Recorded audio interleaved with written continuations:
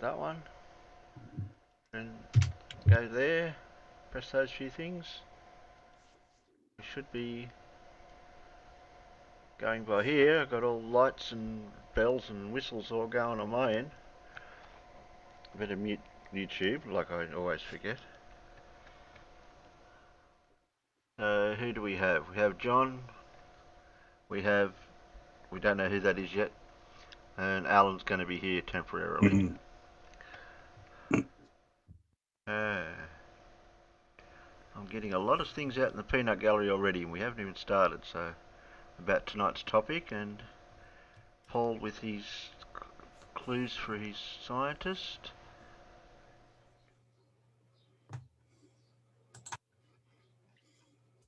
I'll repost the clue. Oh, okay. Yeah, and Punchy looks like he already has some knowledge on tonight's topic. You can drop in if you want, Punchy, for 5 minutes if you want to join in.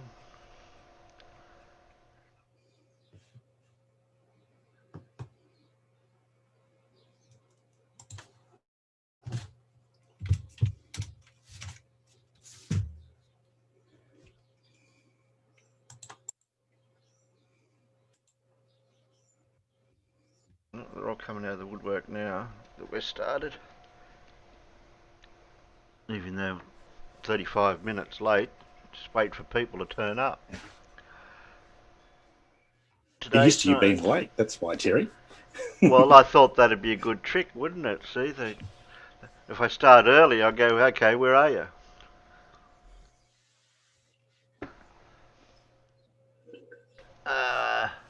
Today's scientist... Starting 30 minutes late is starting early for you, Terry. Oh, okay. Well, I tried starting on time, but that didn't seem to help either. Today's scientist J something C won a Nobel Prize for producing the first artificial nuclear disintegration. I can't pronounce that.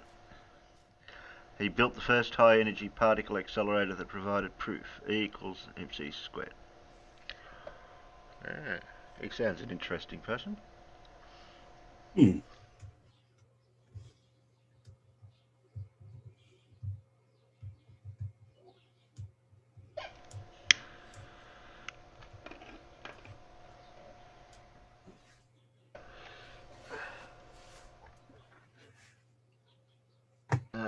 What's that, Renee? Excuse me while I carry on a discussion with myself. Question is, okay, response. Oh, I'm not going to read his question or his answer. That was over in Discord. Having his own conflict.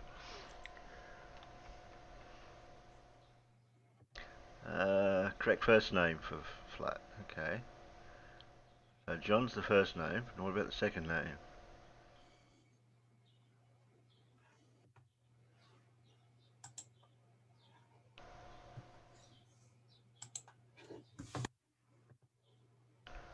You're in my Discord, Punchy, because if you want to join in for a little while, I'd have to see if you've got the key to the special place to get the link.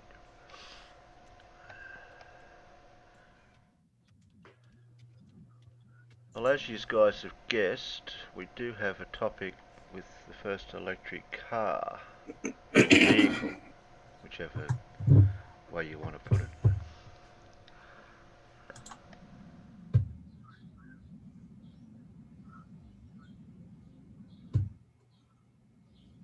So while we're doing that, I'll have that ready, because as usual I've got to do a bit of reading. Okay. That one. Okay, that's not going to work. It's not going to show up for you guys. Bugger. Bigger? No. Bigger's no good. And smaller's no good. Shit. and I can't move it. Oh, I didn't think about that. Yeah, it's off to the side. I can't move it over to the left. It's the bit that's written. Shit. That one. Try the other one. I'm in that one. Why is it showing? Why is that wrong?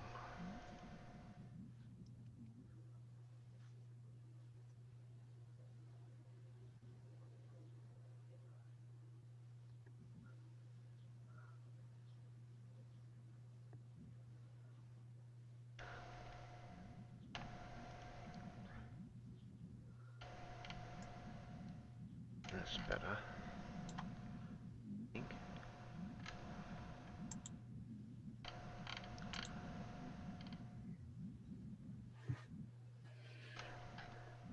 It's okay, I'm just tweaking a few things here. I'm just trying to get it to fit.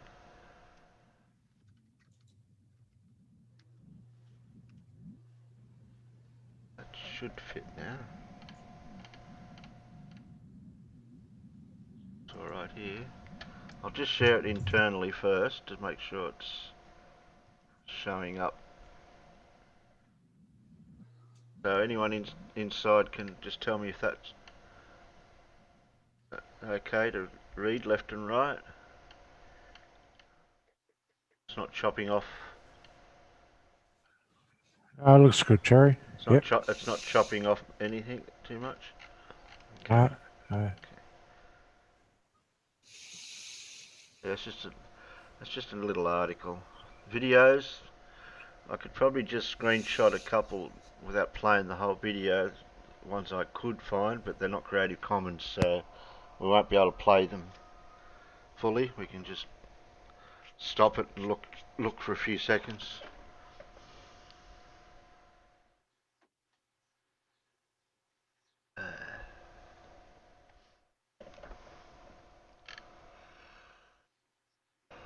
Alright, transition that.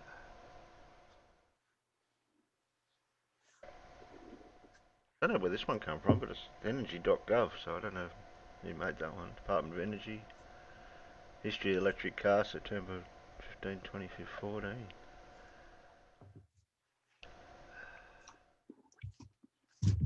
Timeline on history of electric car, not an invention of modern times. The electric car has a long and storied history. Travel back in time as we explore the history. I don't know what this graph is showing. The date, the period between 18, early 1800s by the look of it there. First small scale electric car.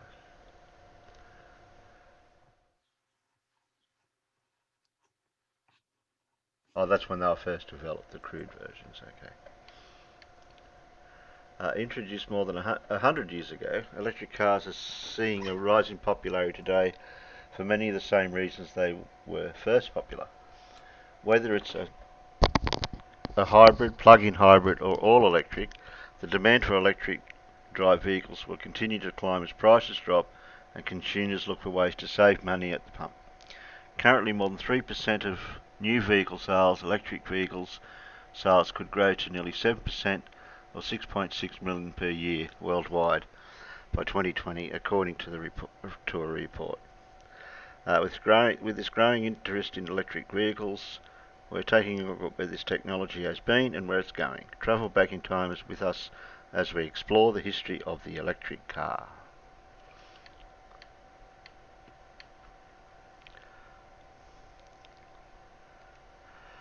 The birth of the electric vehicle. It's hard to pinpoint the invention of the electric car to one inventor or country. Instead, it was a series of breakthroughs, from the battery to the electric motor in the 1800s that led to the first electric vehicle on the road. In the early part of the century, innovators in Hungary, Netherlands and the United States, including a blacksmith from Vermont, began toying with the concept of battery-powered vehicles, and created some of the first small-scale electric cars.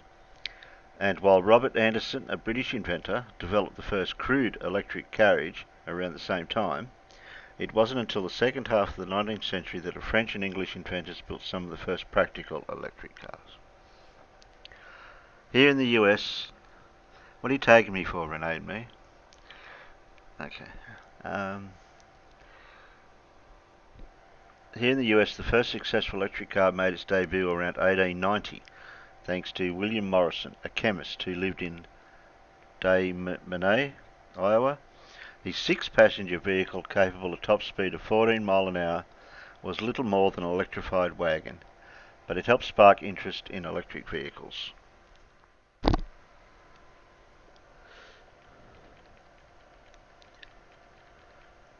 Over the next few years, electric vehicles from different automakers began popping up across the US. New York City even had a fleet of more than 60 electric taxis. By 1900, electric cars were at their heyday, accounting for more than around a third of all vehicles on the road. During the next 10 years, they continued to show strong sales. Early rise and fall of the electric car. To understand the popularity of the electric vehicles circa 1900, it's also important to understand the development of the personal vehicle and other options available. At the turn of this 20th century, the horse was still the primary mode of transportation, but as Americans became more prosperous, they turned to the newly invented motor vehicle, available in steam, gasoline or electric versions, to get around. Steam was tried and a true energy source, having proved reliable for powering factories and trains. Some of the first self-propelled vehicles in the late 1700s relied on steam, yet it took until the 1870s for the technology to take hold in cars. Part of this is because steam wasn't very practical for personal vehicles. Steam vehicles required long start-up times, sometimes up to 45 minutes in the cold, and would need to be refilled with water, limiting their range. As electric vehicles came onto the market, so did a new type of vehicle, the gasoline-powered car, thanks to the improvements in the internal combustion engine in the 1800s. While gasoline cars had promise, they weren't without their faults. They required a lot of manual effort to drive. Changing gears was not an easy task, and they needed to be started with a hand crank, making them difficult for some to operate. They were also noisy, and their exhaust was unpleasant. Electric cars didn't have any of the issues associated with steam or gasoline. They were quiet, easy to drive, and didn't emit a smelly pollutant like the other cars of the time. Electric cars quickly became popular with urban residents, especially women. They were perfect for short trips around the city, and poor road conditions outside cities meant few cars of any type could venture farther. As more people gained access to electricity in the 1910s, it became easy to charge electric cars, adding to their popularity with all walks of life, including some of the best known and prominent makers of gasoline cars, as a New York Times article pointed out. What was that, 1911? Many innovators of the time took note of the electric vehicle's high demand, exploring ways to improve the technology. For example, Ferdinand Porsche, founder of the sports car company by the same name, developed an electric car called the P1 in 1898. Around the same time, he created the world's first hybrid electric car, a vehicle that is powered by electricity and a gas engine. Thomas Edison, one of the world's most prominent inventors, thought electric vehicles were the superior technology and worked to build a better electric vehicle battery. Even Henry Ford, who was friends with Edison, partnered with Edison to explore options for a low-cost electric car in 1914. Yet it was Henry Ford's mass-produced Model T that dealt a blow to the electric car, introduced in 1908. The Model T made gasoline-powered cars widely available and affordable. By 1912, the gasoline car cost only $650, while electric roadsters sold for $1,750. So basically twice as much.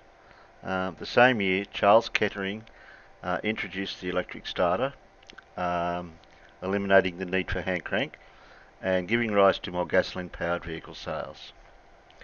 Other developments also contributed to the decline of the electric vehicle. By the 1920s, the US had a better system of road connecting cities, and Americans wanted to get out and explore. With the discovery of Texas crude oil, gas became cheap and ready available for rural Americans, and filling stations began popping up across the country.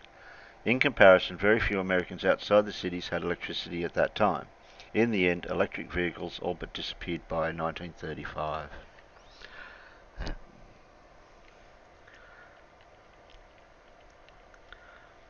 I think that's getting into more to the modern era now, for that era. Yeah, it's a controversy or not. Maybe it was just inevitable that because the oil was predominant and they could build a cheaper car, and the big wigs upstairs were all going, no, we'll just have to have petrol-powered cars because they're cheaper to build and we've got plenty of oil, so what's the point of having an electric car? People weren't investing in that technology at the time and put their money to the petrol-powered cars.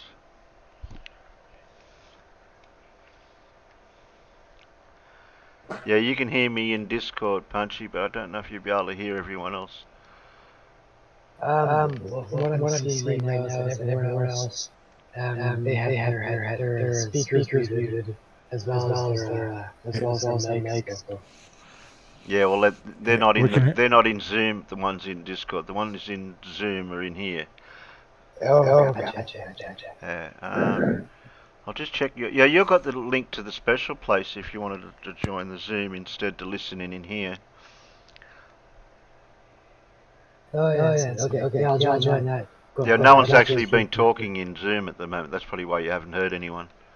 That's why I was confused. Okay. It's easy to get confused on in my Discord or on my streams, Punchy. You'll get used to it. No. Everyone else is confused. Just ask anyone out in the peanut gallery, they'll tell you. Okay, we've got that article. Now, we did have some videos, but they're a bit questionable. So, I'll just transition. Well, we get rid of that text stuff, and we'll go to the YouTube. I'll stop sharing for a sec while I sort this out. And Punchy's naked, that'd be right. How'd you fix your avatar up, John, on the fly? I just go to put my webcam on and virtual webcam. Oh yeah, that's the cheats way of doing it. Yeah, that's the cheats way. Yeah. But hasn't everyone got that choice of clicking on the right of their screen in the corner to say change avatar or whatever? Upload a photo or whatever. Yep. Yeah, I thought Punchy had an avatar. I do, but usually when I'm on Zoom, I have my camera on. So it's Oh just yeah. issue for me. Yeah, but I'm sort of like I'm not really a camera thing. I mean, I've got one too. I've got a webcam too, but I'd have to turn the light on so people could see me. Yeah, no, because I get that, but yeah, I'm not sure how. I'm looking in the right here. On your avatar on the screen, you should have a choice in the right-hand corner with you point your mouse over it, and you should be able to scroll down to say edit profile picture. Is that what it is, John? I think. Well, yeah. If I click on my name, like for the options, Yeah. I'm seeing mute my audio, start video, rename, hide non-video participants, or hide self-view. That's all I have though. I thought you had change avatar picture. I think it depends on whether you're in the app or whether you're in the Oh yeah. web page. Yeah. If you're in the app, you get the edit profile picture option as well when you right click on your thing in the app. Yeah, but when I go on my phone, I have the app installed on my phone, so I can. But I'm on my PC right now, so I think it's just through the browser. We'll let him off this time, eh? Well, what I can do is I can disconnect and reconnect from my phone and change that because actually my avatar picture is saved to my phone. It's not even on my computer, so I could do that.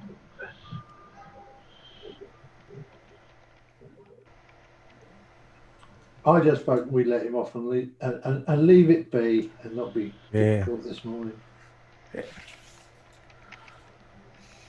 You're right, Punchy. No worries, mate. All right. And by the way, like I said before, I have laryngitis, so my voice Oh is a no! little bit. Who you been shouting at? Actually, it's funny because did you guys see that one MC Toon video where he had a bunch of people on to laugh at Nathan Thompson for his Facebook group being shut Yeah, down? Well, mate. I was on that one. I laughed a bunch. Now, obviously, me laughing wasn't the actual cause of my voice being lost, but it was good timing how my voice literally went away the day after. So I just missed from laughing at Flutter so much.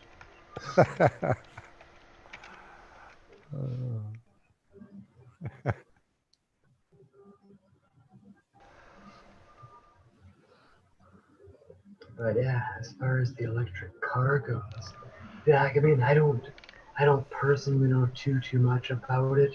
I just know a couple of things because I've seen a couple of things on it before. I Mm. couldn't give you any dates or anything off the top of my head, but it is No, kind of no, cool that's because okay. it's one of it's yeah, it's one of those things. If you don't know how long it's been around, you probably wouldn't have guessed that it's been around as long as it actually has been.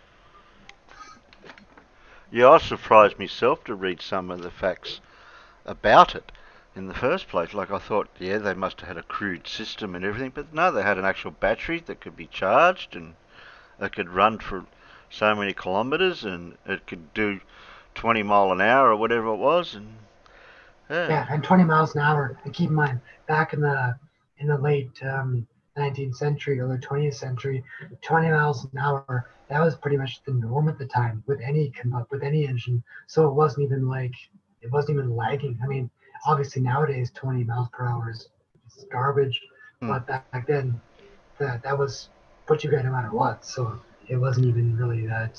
It wasn't bad by comparison. I read an article where I think it might have been one of the New York cities or whatever, where a person on a push bike pulled over somebody in an electric car because they were doing 15 mile an hour in an 8 mile an hour zone. Yeah, that's funny. Could you imagine that nowadays? Imagine getting pulled over on a person on a push bike, or the copper. Oh, come on, That'd have been funny. we all know a push bike's going to be quicker through the middle of through the centre of New York City or the city of London or any of the other big, huge major cities in the world, because the cars are all travelling so slowly because of traffic. I got Dean out in Well, the peanut gallery. He knows a little bit about electric cars, maybe. But Yeah, I think he ought to we're come and not join us. talking about modern ones though. We're talking about the inception of the first original ones. yeah, well, I was gonna say it's funny because thanks God it's flat. Just asked, wasn't just a few days ago that the electric car reached like 500 some kilometers an hour. Now that I don't know, but Oh but I yes, that did look I just know that there is a speed thing with that because they did actually do one, nearly 100 years ago now probably, and also it won a race, a certain race back then as well. It came first, so it did have its glory days back then for a lot of different reasons. Now I do have a one also couple of, even I've got a couple of videos. I've got Jay Leno's Baker electric car, which is the one, not the one I've got the background avatar showing, but this one was a popular one. I won't be able to play it, but we'll be able to share it a little bit. Uh, Jay Leno's got this one in his collection. I think I'll go. I think he's got the charging station, original charging station for it, and he's got one of the original batteries on the floor. I think he picks that up there and shows it. And he said it takes distilled water So maybe somebody Yeah, can I was gonna say. explain that. Yeah, I well, was gonna say. Sorry. it's probably your bog standard lead acid cells, and they do require topping up with distilled water. Yeah, 'cause I was gonna say I don't know much about batteries or cars or all that. This is just a lay person looking in. But I know like I've worked with electric forklifts and electric power jacks in the past, and all their because they use lead acid batteries, and they also always have to be topped up with distilled water too. So Yeah, I mean, lead acid was the predominant heavy duty battery option for a very, very long time. Does anybody know why? Well, because it had the best energy density option. I actually don't think that's true, Al. I don't think it had the best energy density, but what it did have is the best cycle degradation with variant temperatures. Just like today, you have lithium polymer, which has a lot more energy density, and can discharge at decent rates in not extreme cold, but environmental cold and an environmental heat, and it doesn't, it can go down to lithium polymer can go down to 0% and then up to 100, and that charge cycle is not as harsh chemically as a lithium ion cell that you would never want to do that with, because that cycle actually degrades it. And as well, lithium ion is really not good at very high temperatures and really not good at very low temperatures. Yeah, I mean, for the day, it was the optimal chemistry for. It was easy, I guess. Yeah. And of course, you have to think that the specific chemistry for car batteries, where they just have to produce that big chunk of current to start the vehicle, and then they get recharged. Different to the chemistry they use for deep cycle lead acid batteries. So the sort you get for putting in your boat or your caravan, where you're going to be running stuff off. Yeah. Now they, in this day and age, what we should have, we don't because of cost, but lithium polymer batteries should be what we use in vehicles, because you could have the same energy density and output in 1/10 the size of a normal lead acid cell, but the cost of that is probably 8 times more than the manufacturing cost of the lead acid cell. So that's because. And lead acid cells are also very good at sitting on the shelf. Yeah. Especially if you haven't put the sulfuric acid in yet. Yeah. Well, that's because they've only two when it comes to lead acid batteries. Now this obviously kind of refers more to like forklifts and then cars, but they're also super heavy, which also works great as a counterweight for something where you need that balance. Obviously, the car is not a good idea, but it's like a forklift is great because it adds to the little counterweights part of it. I know a different topic, but I will make a comment on because I've over the past 7 years I've driven nothing but electric, and I just want to put it out there on record that when I get asked this question, it's absolutely ridiculous. People say, "Oh, how far can it go? What's your range, and how long does it take to charge?" And when you think about it, that's the most ridiculous question ever. Because how long does 10 gallons of fuel take you? Well, obviously it depends on how you drive. And how long does it take to fill your tank? Well, it only takes 5 seconds. Yeah, but you've got to drive to the filling station. And how often do you do that? Now, the reason why electric will dominate in the next 10 years is quite simply for people that drive gasoline or liquid fuel. Imagine pulling onto your driveway with your car, and every time you get back into it, it's got a full petrol tank. Imagine you had a petrol filling station that automatically does it. All you have to do is just plug it in as you're walking inside, and when you come out, you unplug it, and it's got a full tank. How much would you worry about a petrol station if that were the case? You Well, absolutely wouldn't. well, I think, well, when I think of it personally, I don't think it's so much in terms of that because if you're talking to me, like I live in a city, right? And obviously most people do live in cities. So I think for them filling up and getting to a gas station or a petrol station, whatever they call it, I don't think that's the main concern. I think the concern is more for long distance trips where that kind of becomes more of an issue. Whereas for me, it's like, yeah, it does suck that I have to go fill my car up with gas, every second week. But again, it's not going to the gas station itself that's a concern for me. It's more if I were to drive, like let's say go on a road trip, then I'd be more concerned about the fact that like if you have a car that runs on gasoline or diesel, then yeah, you have to find that station. However, once you find it, it's just a minute to fill it up, and then you're back to where you were. Yeah, no, for I get electric car. that. I absolutely get that, and that is a United States opinion, and I absolutely get how that's justified in the United States. But but it's different here in the UK. You get a a decent-ish electric vehicle here, and it will take you the longest distance that you can go. Well, and it's funny that you say United States because keep in mind, I live in Canada, and Canada is so sparsely Yeah, big. populated.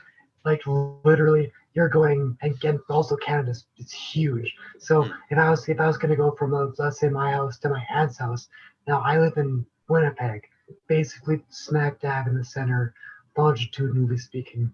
My aunt lives based so a little bit west of Ottawa, and that it's like I forget the exact amount of hours, but I'm just gonna say between 20 and 30 hours of a drive.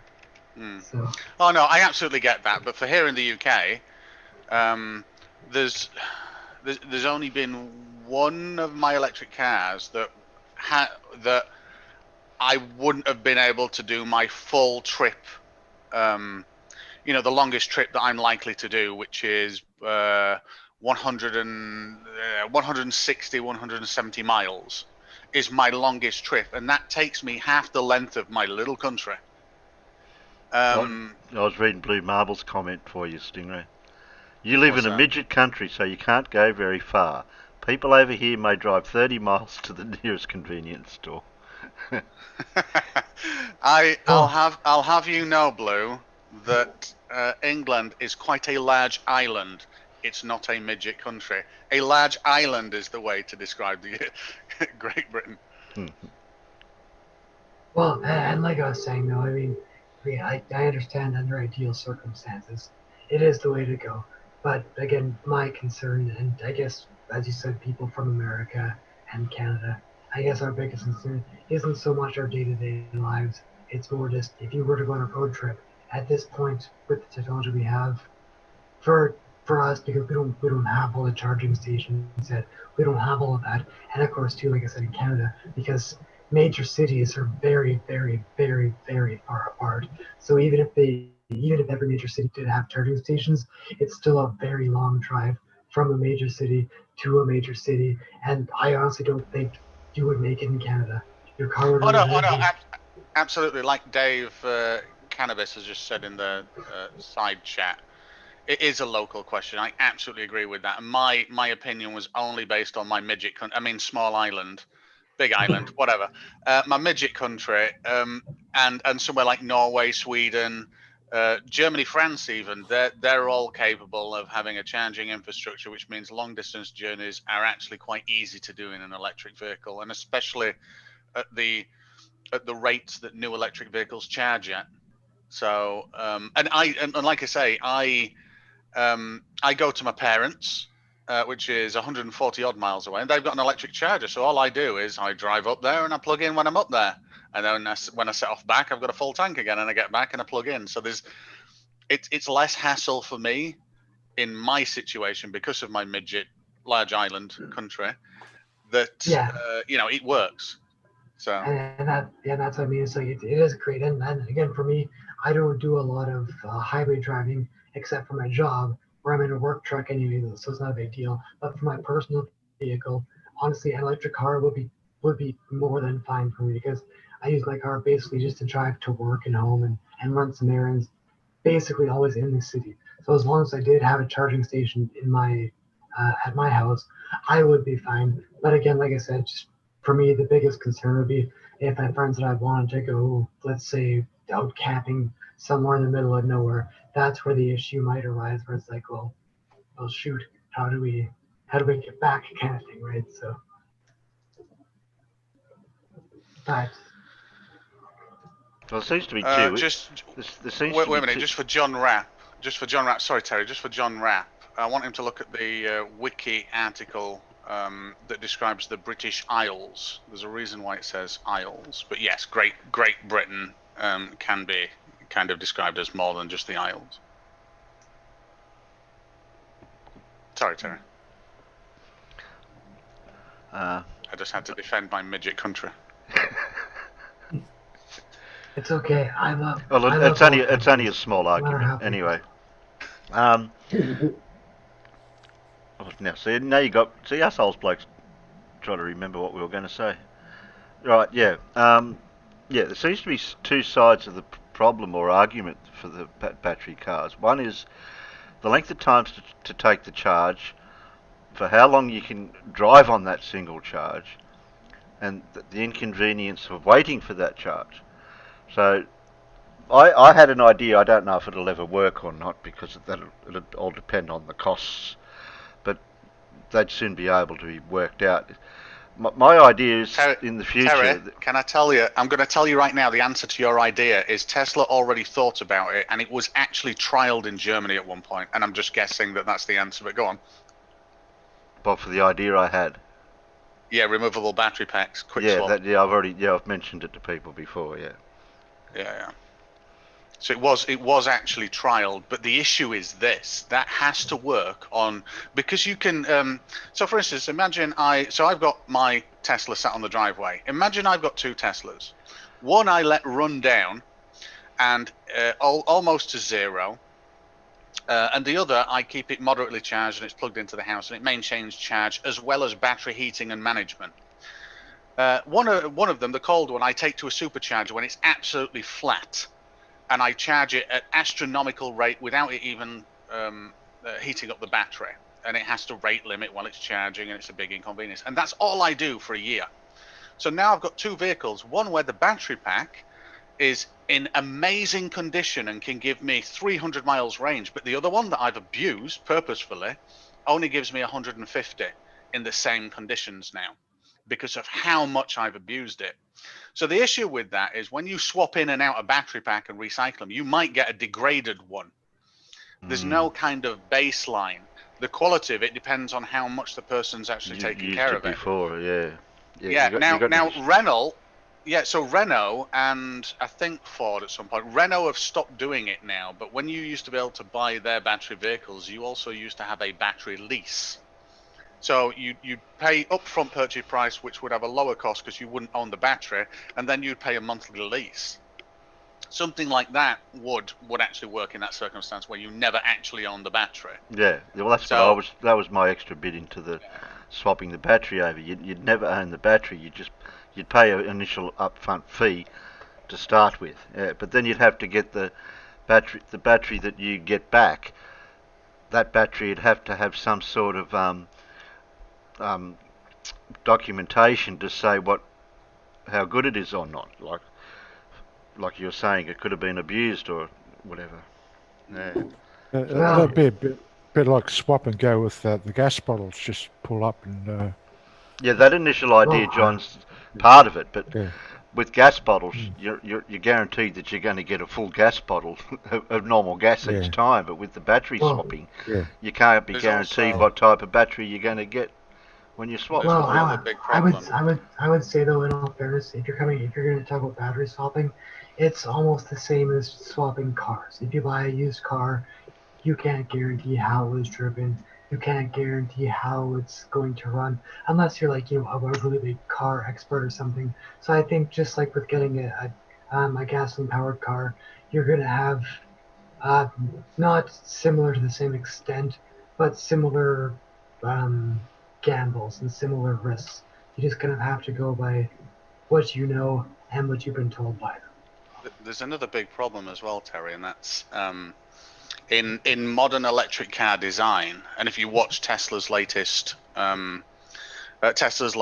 like shareholder video a month ago when they introduced their new cell, and then talks about their battery design and electric vehicle design. And if you look at like landmark vehicles like the BMW i3 electric, which is the lowest carbon footprint manufacturing of any vehicle on the planet ever, they're built in a very specific way to so for instance, you can I know my local BMW driver told me a horror story. Someone mounted, you know, a phone holder. There was a panel in their car and they wanted to put a screw into it, so they drilled through the little panel in the car, and it slipped and went through another panel behind. The problem with that is the electric car was the i3 was created with a complete carbon fiber shell, and this one drill hole that's only about like bloody 3 mil went through the carbon fiber chassis, and because of this tiny little 3 mil hole, it wrote the car off. So when you think about like the manufacturing tolerances and how accurate they are and how lightweight they need to be, having a modular removable battery pack changes that completely, because now that's the primary goal of it. So you'll actually create less efficient vehicles by saying the battery can be swapped out. So Tesla on their next set of vehicles are wanting to use the battery cell structure in the structure and rigidity of the car, not this battery pack. So in other words, they're saying at the moment you can drive in with the i3, you can undo bolts. It takes about an hour to drop the battery pack out. Well, no, it takes less than an hour. It takes about 30 minutes to drop the battery pack and disconnect the high voltage system and have it laid on the floor. Unfortunately, obviously, it's incredibly heavy. Same thing with the Tesla, same thing with most electric cars. But the next series of electric cars, just like having the fuel tank built into the wing structure of an aircraft, the electric cell is also going to the structure that supports it is actually going to be built into the structure and rigidity of the car. So we're actually going to move up. I think we're going to on a trend to move further away from swapping out battery modules as well. Well, I was going to say, actually, it's funny because when you brought up swapping out batteries, I just figured I would check out what the weight of I'm not sure if it's standard or not, but I just typed in how much does a Tesla car battery weigh. And what I'm seeing here is the 85 kilowatt hour, I'm guessing it's for a battery pack, weighs about 1,200 pounds.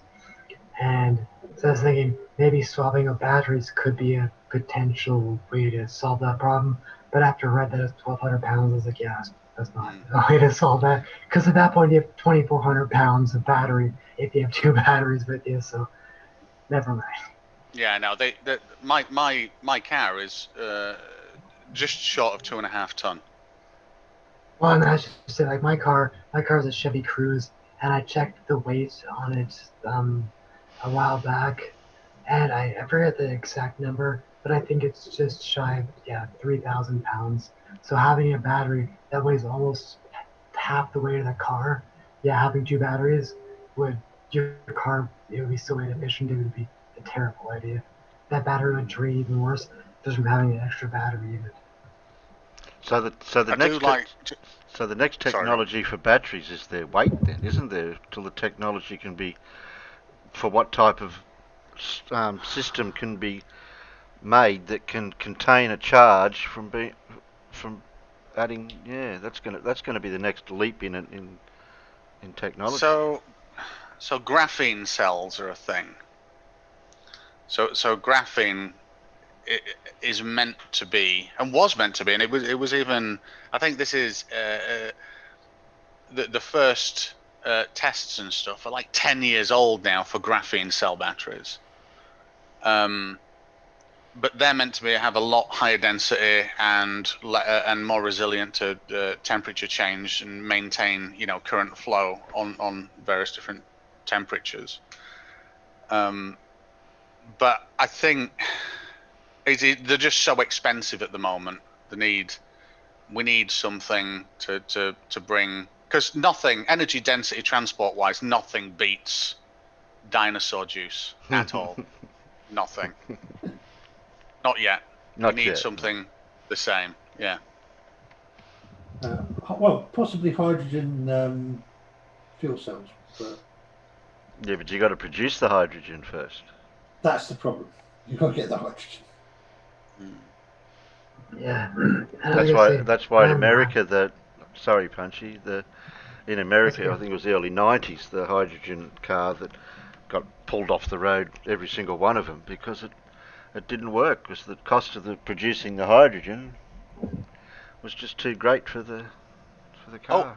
I actually, I'll let just everybody really quickly, because this is a brilliant thing. My mate, who's a farmer who drives massive fucking diesel powered shit, he was having an electric an electric beating day or something, and I was because I went up there and I visited and I showed him my new electric car, and he was so impressed with the 0 to 60 and all that kind of stuff. And I got back home and he says, "Yeah, I've been thinking about that electric car." He says, "But you know, you know, it's still just as dirty if you think about it than a fuel car." And I'm there like, "No, it really isn't." And he goes, "Well, if you think about it, you know, where does your energy come from?" And I went, "Oh, that's easy to answer. Wind and solar, 100% renewable." And he goes, "Yeah, but how do you know that?" I says, "Because that's the only suppliers that I go with. I don't go with fossil burning suppliers." He goes, "Yeah, but that's on a share scheme. You don't know that the energy that went into your car, you know, came from a bad fuel source." I thought, well, he's got a point, but you know, the carbon footprint is offset. I don't know that the electricity that goes into my cars doesn't come from dirty fuel sources. So then that prompted me to look at something really interesting. So I worked out. A lie. I didn't work out. I started to work out, but then I found a video that worked it all out for me. And what happens is you can take one per mile electric versus gasoline, and then looking at the carbon footprint for the actual gasoline and refinement and transport of it versus going to a power station, burning fossil fuels like coal to generate the electricity to put into the car to travel the same mile, the carbon footprint is still less than the gasoline car. So even burning fossil fuels to generate the electricity, getting it into the car and traveling a mile has still less carbon footprint than buying the equivalent miles worth of gasoline because of the refining and transport process of gasoline. Yeah, because we're going to accept that the infrastructure for transporting it is there in both cases. Yeah, well, I mean, it's like you were saying before, that if you have a charging station at your house, well, and now it's a convenience thing as well as a cost saving thing. As long as you can get your car back to your house every night and charge the battery, then even if, like, let's take the fact that you're paying for gas out of it and driving to a gas station out of it. At the end of the day, it is still saving the fact that, like you said, those fuel trucks don't have to drive to gas stations to restock their fuel. And honestly, in the long run, that's going to save a lot of money, and it's going to reduce a lot of the carbon footprint, because again, it's like, even if, like, my car, it's a Chevy Cruze, it's a 4-cylinder, it doesn't take a lot of fuel, and also I don't do a lot of driving. Like, I mean, I drive a lot for my job, but not in my personal vehicle. So like I fill my tank up probably about every 2 weeks. So if I could literally stop doing that, and everyone else that was in my same position was, but they didn't have to drive out the country, or they didn't need those quick fuel ups kind of thing, then that would still reduce it a lot in the long run, because yeah, you don't have as many trucks driving around doing that. But then of course you bring in the problem too of people losing jobs and affecting the economy, and it's one of those topics that just, there's so many gray areas. That's just like, where do you begin, right? An interesting thing was I took a trip in the lowest range electric vehicle that I've ever had. It was a BMW i3 33 kilowatt hour pack on it, which gave it, if I drove it like a complete and utter ass, I could deplete the battery in about 60 miles. If I drove it hyper efficiently, I could get about 130 miles out of it. Unfortunately, my at motorway speeds, the BMW i3 is not very aerodynamic. It's like just pushing a brick. It's a bit weird. So I never used to be able to take the run up to my parents, which, like I say, is about 140 miles away. But what it used to like is it forces you to take a break. So I'd pull into a service station and plug it into a rapid charger, go in, go to the toilet, buy some stuff, maybe even sit and have a takeaway. But in all of that, if I can spend 20 to 30 minutes in that service station, I come out, I've got near enough a full tank. I've got an 80% charge, even if I was at zero, even if I was at near zero. And it actually breaks up the journey and makes it more pleasurable. Just saying. And that's true.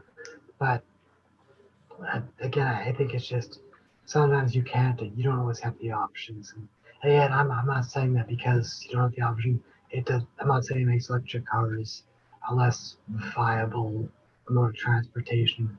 It's just that I think in terms of practicality, and of course, too, price is a big thing because, again, if you look at now, I understand that a Tesla is a very, very high-end vehicle. Regardless of whether it's electric or gas or diesel, you're going to pay a lot for that car no matter what. But when it comes to just the more affordable cars, like, but I'm not sure what you guys can afford, and we're not getting into that, obviously. But when it comes to just regular people like us, sometimes just right now, it's not feasible to have cars other that just the general public can't afford, right? Yeah, just so you know, the Tesla is an amazing vehicle, and its technology is fantastic, and the quality is fantastic in two areas only. One is the computer systems, infotainment, and car management systems, second to none.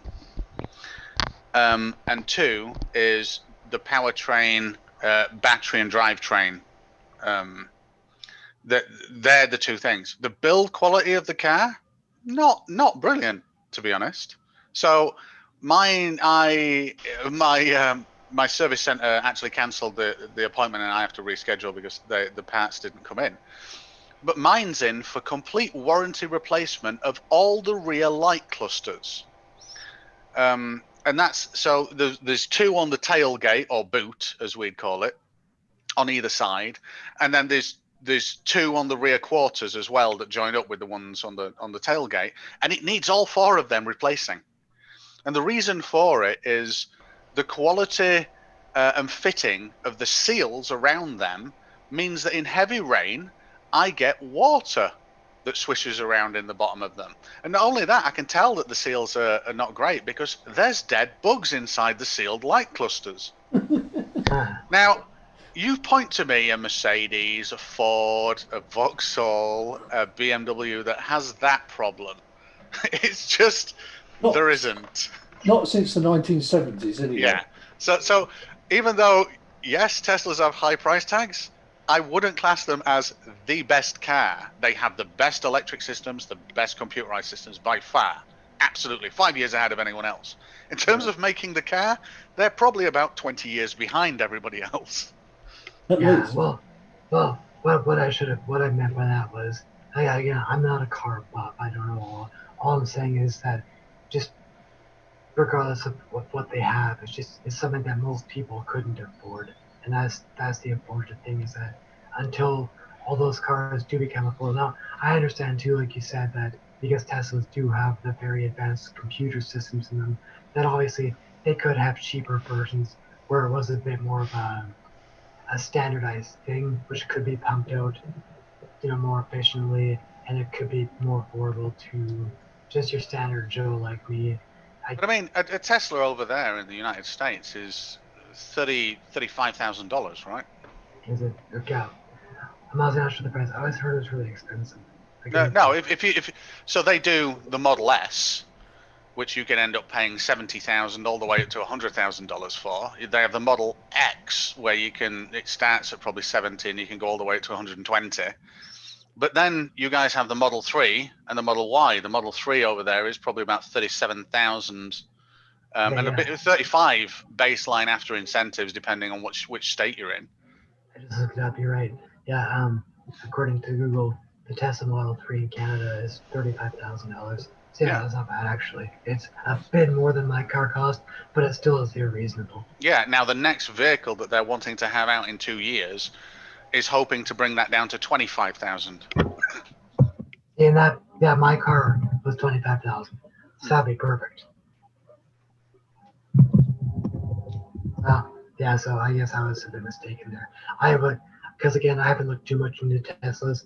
I always thought they were just those higher end cars that cost, close to, if not 6 figures. So that's actually good to know. Oh, don't get me wrong. Like I said, the Model S, I actually test drove the Model 3, and I didn't like it. And then I test drove the Model S and thought, oh my God, I must have one. But the Model S is a massive luxury sedan. The Model 3 is a nice and cheerful saloon. So if you want computerized air suspension, and electric everything on the seats, including lumbar support and headrest adjust, and all the trimmings of a luxury US sedan, yes, you pay that, but you'd pay that for a massive Merc that does the same thing as well. Although the Merc would be built better, obviously, but you'd pay the same amount. So they're not incredibly expensive. Comparison. That's good to know because, like I said, I'm not a car rep. I don't know all about them and all that, but. In fact, you guys, I know it seems. I got the Tesla, the Model S, and I've had Nissan Leaf, i3, a VW Golf GTE, an e-Golf. I've had a Zoe, and I've currently got the Tesla. But there's one vehicle that I had a Chevy Volt. We called it Vauxhall Ampera over here, but it's exactly the same as the Chevy Volt. Was my first kind of car that I could run on pure electric, and I knew that I was going to stay electric. But there was one car that you guys had that GM obviously built, which was the Chevy Bolt, B-O-T. And it was a small, efficient, high range electric vehicle which you could do 1 foot braking, 1 foot driving on. So regen and throttle, it would just stop if you took your foot off the throttle, kind of thing, which is fantastic. It never got imported over here because GM sold Vauxhall, which is what it would have been thinking over. But that car in the United States, for its time, and don't forget this is probably about 6 years ago now. I think that was only $34,000. The base price of that, and it could do over 260 miles. Yeah, which is huge for electric. Yeah, which is fantastic. You guys have got some really good options out there. Yeah, we never got that. Yeah, I was gonna say it's definitely something good to look into. So.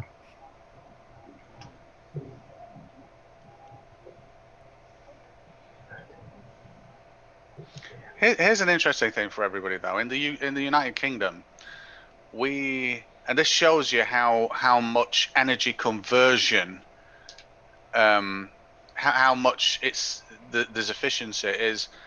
We had one of the oldest rail infrastructure systems, which meant someone in like Scandinavia. In building their rail system, it was built a lot. It was built more modern and electrified. Whereas in the United Kingdom, for a long time, we didn't have that. But what we did start creating for efficiency, because all our engines, when transitioning from steam, run on big diesel. But then they started diesel electric, which is having big generators producing electric, which is actually driving, providing the propulsion, and they were so much more efficient than just the straight diesels. And I find that interesting because I think a lot of people, a lot of manufacturers could actually produce cars and cut their emissions just by saying, actually, it's the electric that's going to drive. It's going to be we can still have it so that gasoline is the input, but we have a generator that generates electricity into a buffered cell, which then drives the drives the wheels. Yeah. I'm surprised a lot haven't done that yet. I'm sure we'll get there eventually.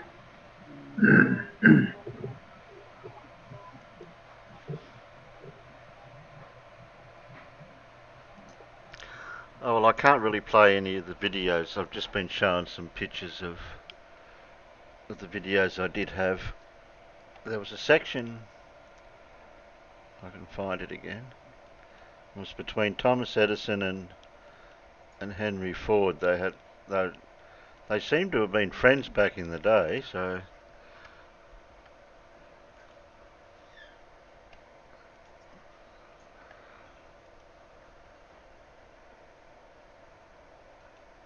where did I put it?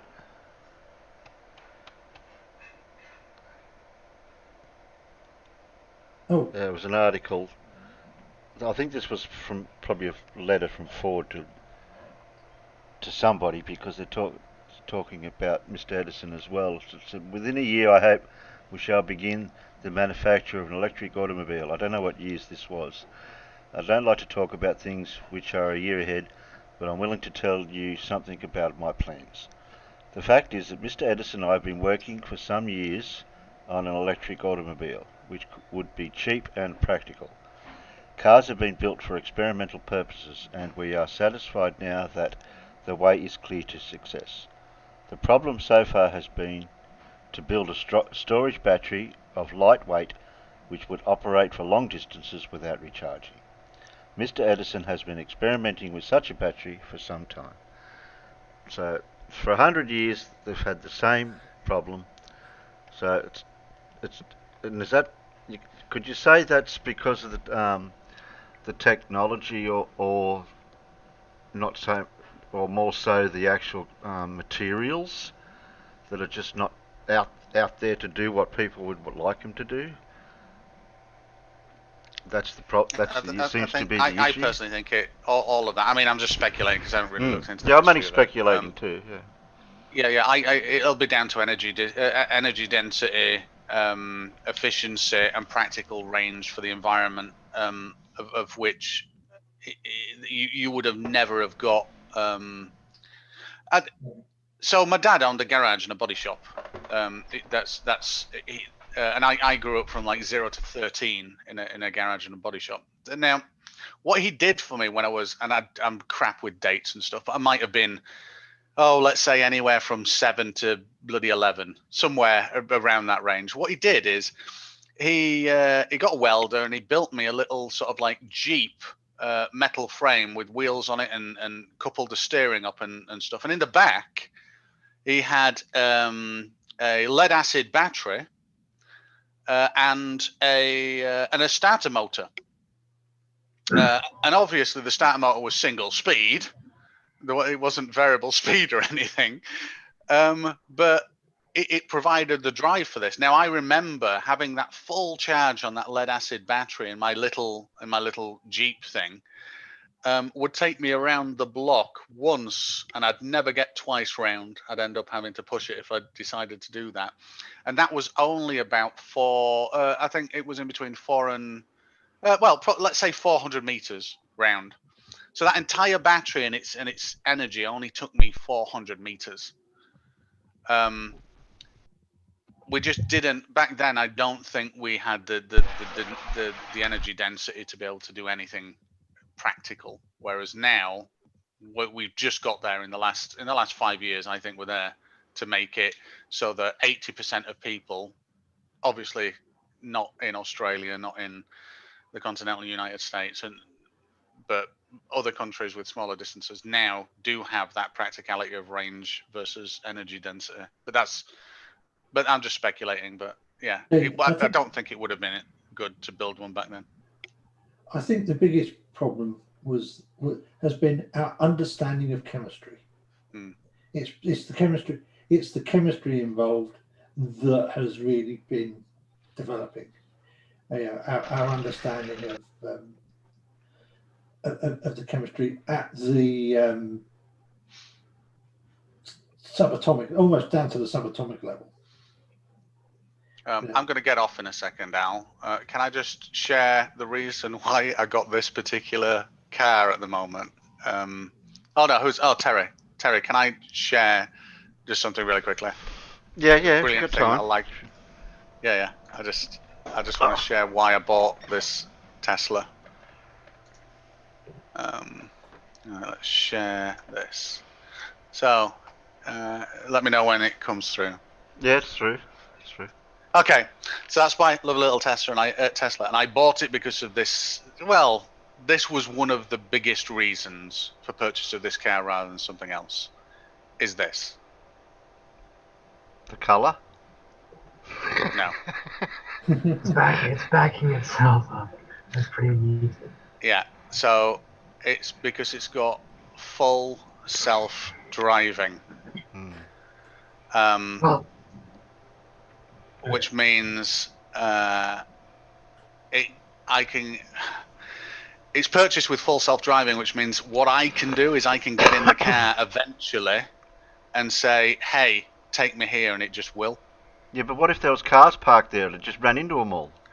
No, it wouldn't. It's got optic, machine learning, and radar, so it won't run into anything. If someone was stood in front of it, I've tried getting it to run over my girlfriend loads of times. The first thing I tried, well, no, obviously I tried running over myself first, and then I tried running over her, and there's no way it does it, unfortunately. well, I was gonna say, sorry.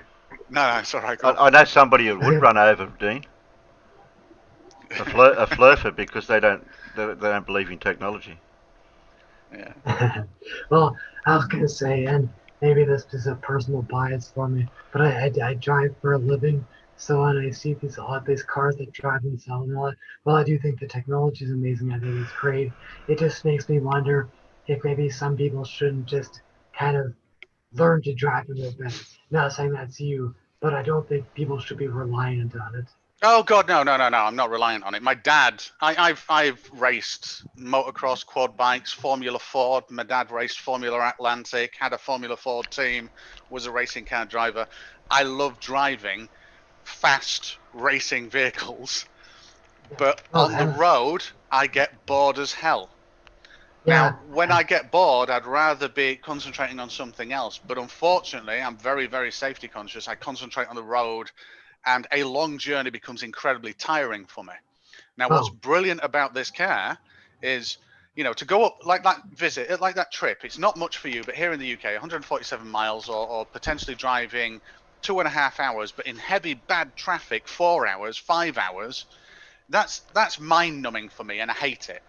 And it puts me off traveling. But wait a minute, if the car is doing the driving, if the car is making decisions on overtaking things, if the car is driving safely in traffic jams where I have to do nothing, that journey becomes pleasant. Yeah. That's what I wanted. Yeah, that's because I do agree with you there. For me, it wasn't so much the long highway drives.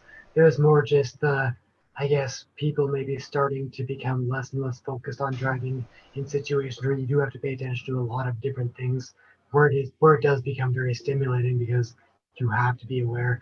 But I was gonna say it's funny that you mentioned the highway drives because where I live in Winnipeg, southern Manitoba. It's the prairies. It's so flat.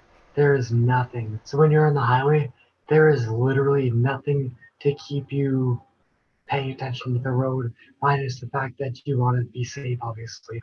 But like if you go to say, like, I'm not sure how it is where you are, but if you go to say Ontario, then you hit the Shield, and that's where it becomes very hilly, and you're going through hills, and you can see where it's been dynamited out. So you're always going around curves, and you're going up and down, and it keeps you awake. Whereas in the prairies, you can really be on a highway, and you're going straight, like for a whole hour, if not more, depending on where you are. So it's literally so boring.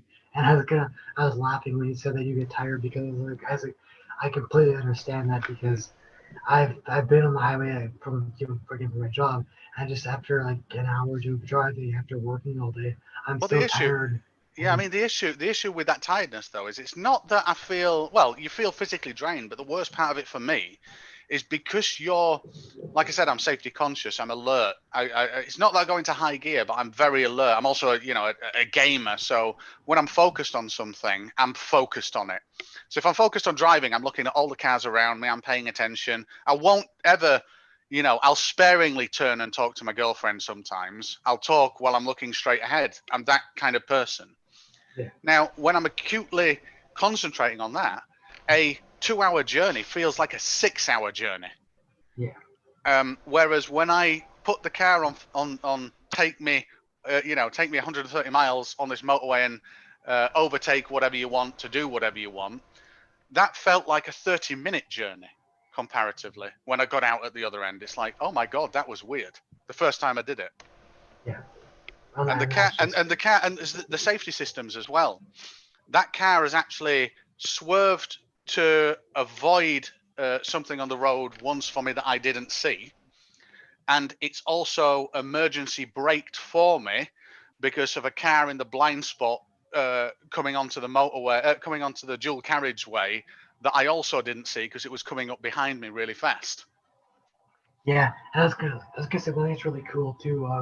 I'm not sure if my car has it or not. I don't think it does, but once in a while, the company I work for, they'll rent trucks to use because if one of our truck has to go to the shop or something, then we need a truck to take its place until we get it back. And so we'll get some newer ones, and they have the ones we've been using.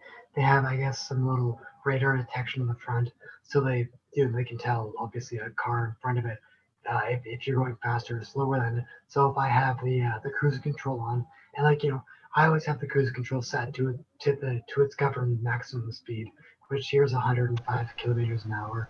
So like where I live, a lot of people, they love to drive slower than the speed limit on the highway, which is fine, except they do it in the summer when there's no reason for it, which frustrates me. Anywho, but it's cool because if you start to catch up and the truck's in cruise control, the truck will sense it and slow down, which I know isn't anywhere near to the same technology that the Teslas have and all that. But it's kind of cool to see it in action, even with something just as simple as that. When before that, I never seen it. So it is pretty cool. I'll give it that. Just for everybody's information, if they find this interesting, Tesla has done something a little bit. Well, they've not bothered with LiDAR, which is interesting, which is incredibly interesting. But they have developed new tech that's coming out for longer range radar. And they use just visible light optics and machine learning to do their autonomous driving. And if anybody's interested, have a look. This is in beta at the moment, and it was only released in the United States, and it was only released due to the fact that all these cars have advanced telematics now and report to a central cloud system. It was only released to very placid drivers who opted in for beta, and only in the United States. But they have released a very, very early beta of full self-drive. And if you look at some of the videos on YouTube, it is actually quite stunning. It does make mistakes. There are issues with it, but it's a learning system. It's a machine learning based system, so it will get better with more data. But as an initial camera based machine learning self drive system, I looked at it and thought, oh my God, this is going to be awesome. And you can find videos of it. Yeah, it's really cool. And actually, that kind of brings me to what I was going to ask next. I was going to say, when it comes to self-driving cars too, now, let's say that they're perfect on ideal roadways, right? Does anyone know how they respond on, like, let's say, a slushy road or an icy road, or a what? Sorry, an icy road or a slushy road? An ice. Well, the problem about an icy road is you don't know that it's an icy road. Well, no, but I mean, let's say for me, like, now, obviously here we have black ice, and black ice you can't see until you hit it, obviously. But other than that, there are many times when I can easily distinguish a clear road compared to a slippery road. Like after we have snow here, I can see the slush, I can see the ice as long as it's not black ice. But I was curious how an automated car would handle that and how it would take it into account and factor it in. I reckon trying they to should put navigate. sensors in the road in the middle to detect icy roads, and that'll send a signal back to the car to know that there's icy or black ice roads up ahead. Yeah, and I mean, in ideal Yeah. conditions, like let's say years down the road, the roads do have that installed. That'd be great. I'm just saying for right now, well, that's just not a feasible option. Like, how would the cars navigate that? Because they're just going like, I mean, I'm not going to sit here and pretend like I know what the cars can and can't do. I don't work in the industry. I don't have that education, obviously, but I'm pretty sure that their sensors would have a hard time detecting Oh what's no, no, going no. on. Okay, so as a software developer, I'll answer this. And as a machine learning vision neural network person, I'll answer this. With the optics and the filters that I've seen on the cameras for the Teslas, you would not be able. Machine learning is brilliant at detecting contrast, shapes, and if you could determine that through different filter passes of light, that's brilliant. But you could, with an IR filter, potentially see ice. But I know that's not on the Teslas, and I know they probably won't.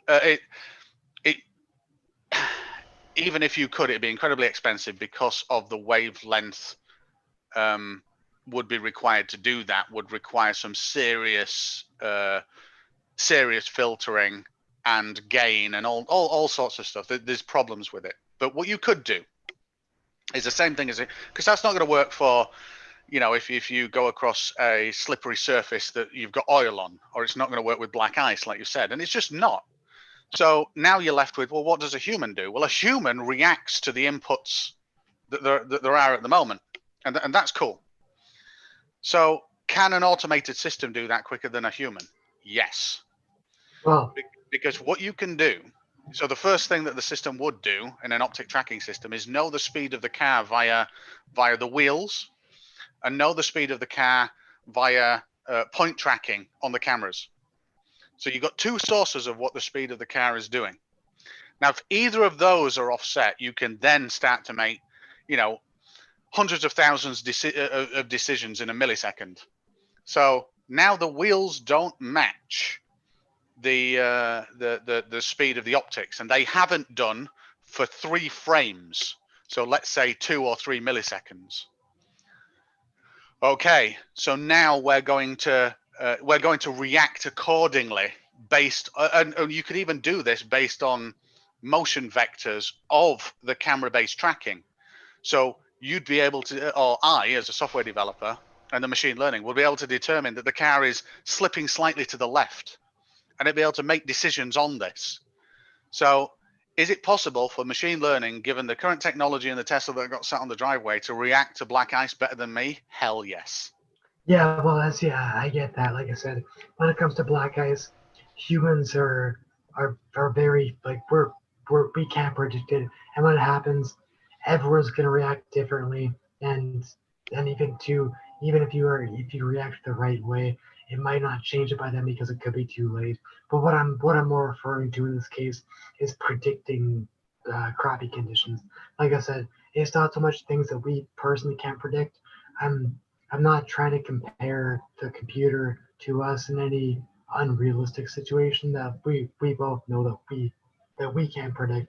I'm saying like when I'm like in winter and I drive to work in the morning, like let's say it's snow all night, I might wake up to you know a foot or two of snow.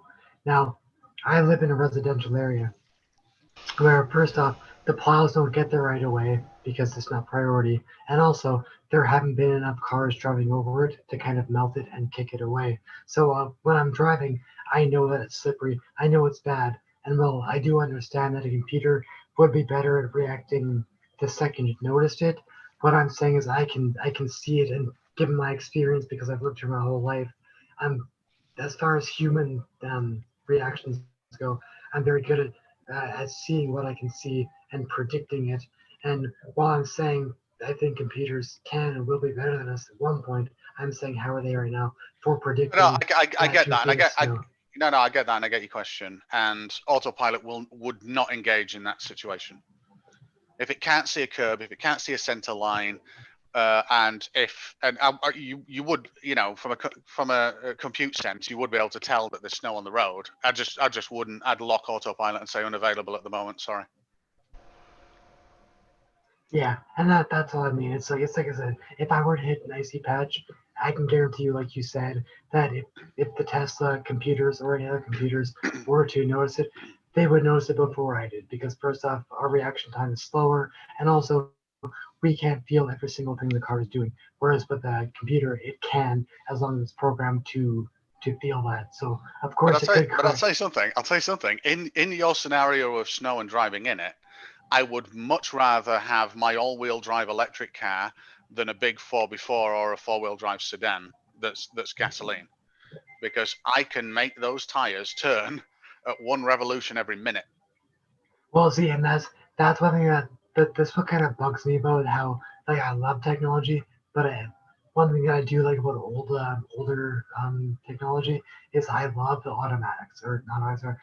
I love standards because standards they're so great for winter weather because you have so much control. Whereas automatics, depending on the car you have, it's just limited and one joke that you know anyone that lives in a place that gets a lot of snow like I do is it's like if you're driving and you get to a stop sign and let's say there's a foot of snow on the road, if you don't see a car, you don't stop. You don't slow down because if you do, you might not get going again. And that's where that's kind of where my line of questioning comes in. Just it makes me wonder how a computer would react in the situation because a computer would probably want to slow down if it sees a stop sign and wants to react to it, but it might not consider, at least at this point in its lifespan, it might not consider the fact that if it slows down, it's not going to get going again. And again, when I say this, I'm not referring to a 4x4 or that. I'm referring to like My my bigger car, for my instance. bigger question would be why has society allowed people to still drive cars in those conditions in the first place? What is that? Sorry. Why is who?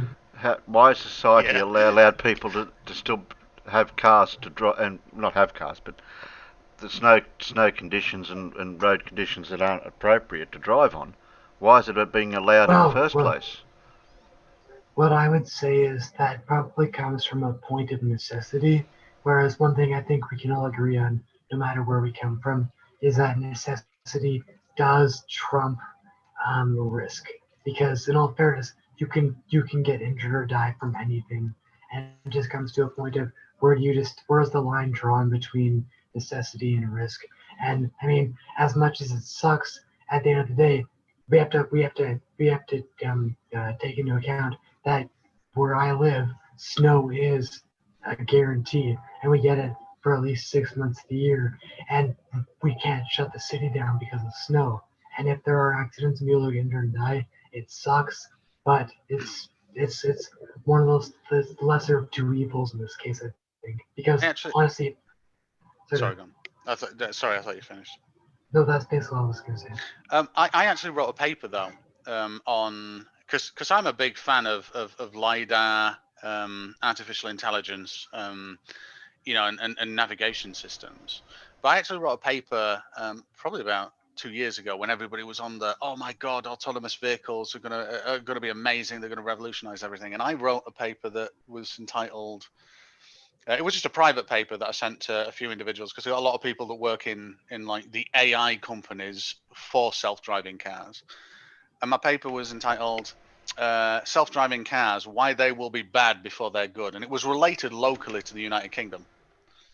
And it outlined a few problems where, as human drivers, our habits and behaviors means that traffic flows and we're all assholes. Now, when you change that to be an automated system that isn't an asshole, traffic doesn't flow as well, and especially in 90% of the conditions that you find here in the United Kingdom. Now, I also noted in that paper that the only time autonomous vehicles are going to be good is with 100% blanket adoption.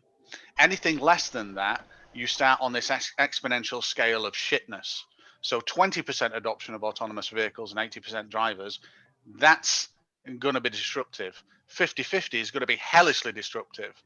75-25 is going to be a nightmare. 100% is going to be fine.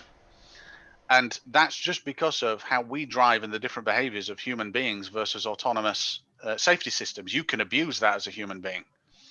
Now, I also said that the only way for that to be the case as well in our road system for all conditions of driving, which would include that, is to build a road in such a way whereby it allows for navigation.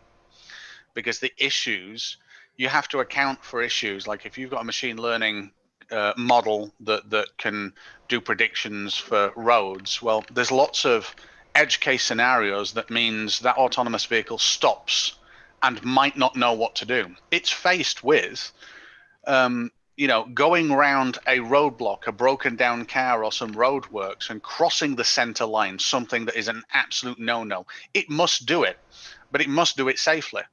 And the issue with that is, well, a normal driver would choose not to do it safely or would choose to push through.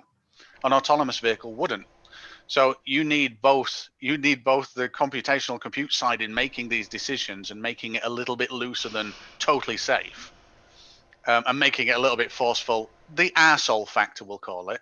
But you also need to be able to make those decisions, some kind of road infrastructure to allow it to make more accurate decisions, which could include little RF beacons for triangulation on a road surface where it knows exactly where the road is, which means it would be able to drive in heavy rain, it would be able to drive in snow, which we do get in the United Kingdom. When I'm driving along the motorway and I'm in full autopilot, and we had torrential rain about 2 weeks back.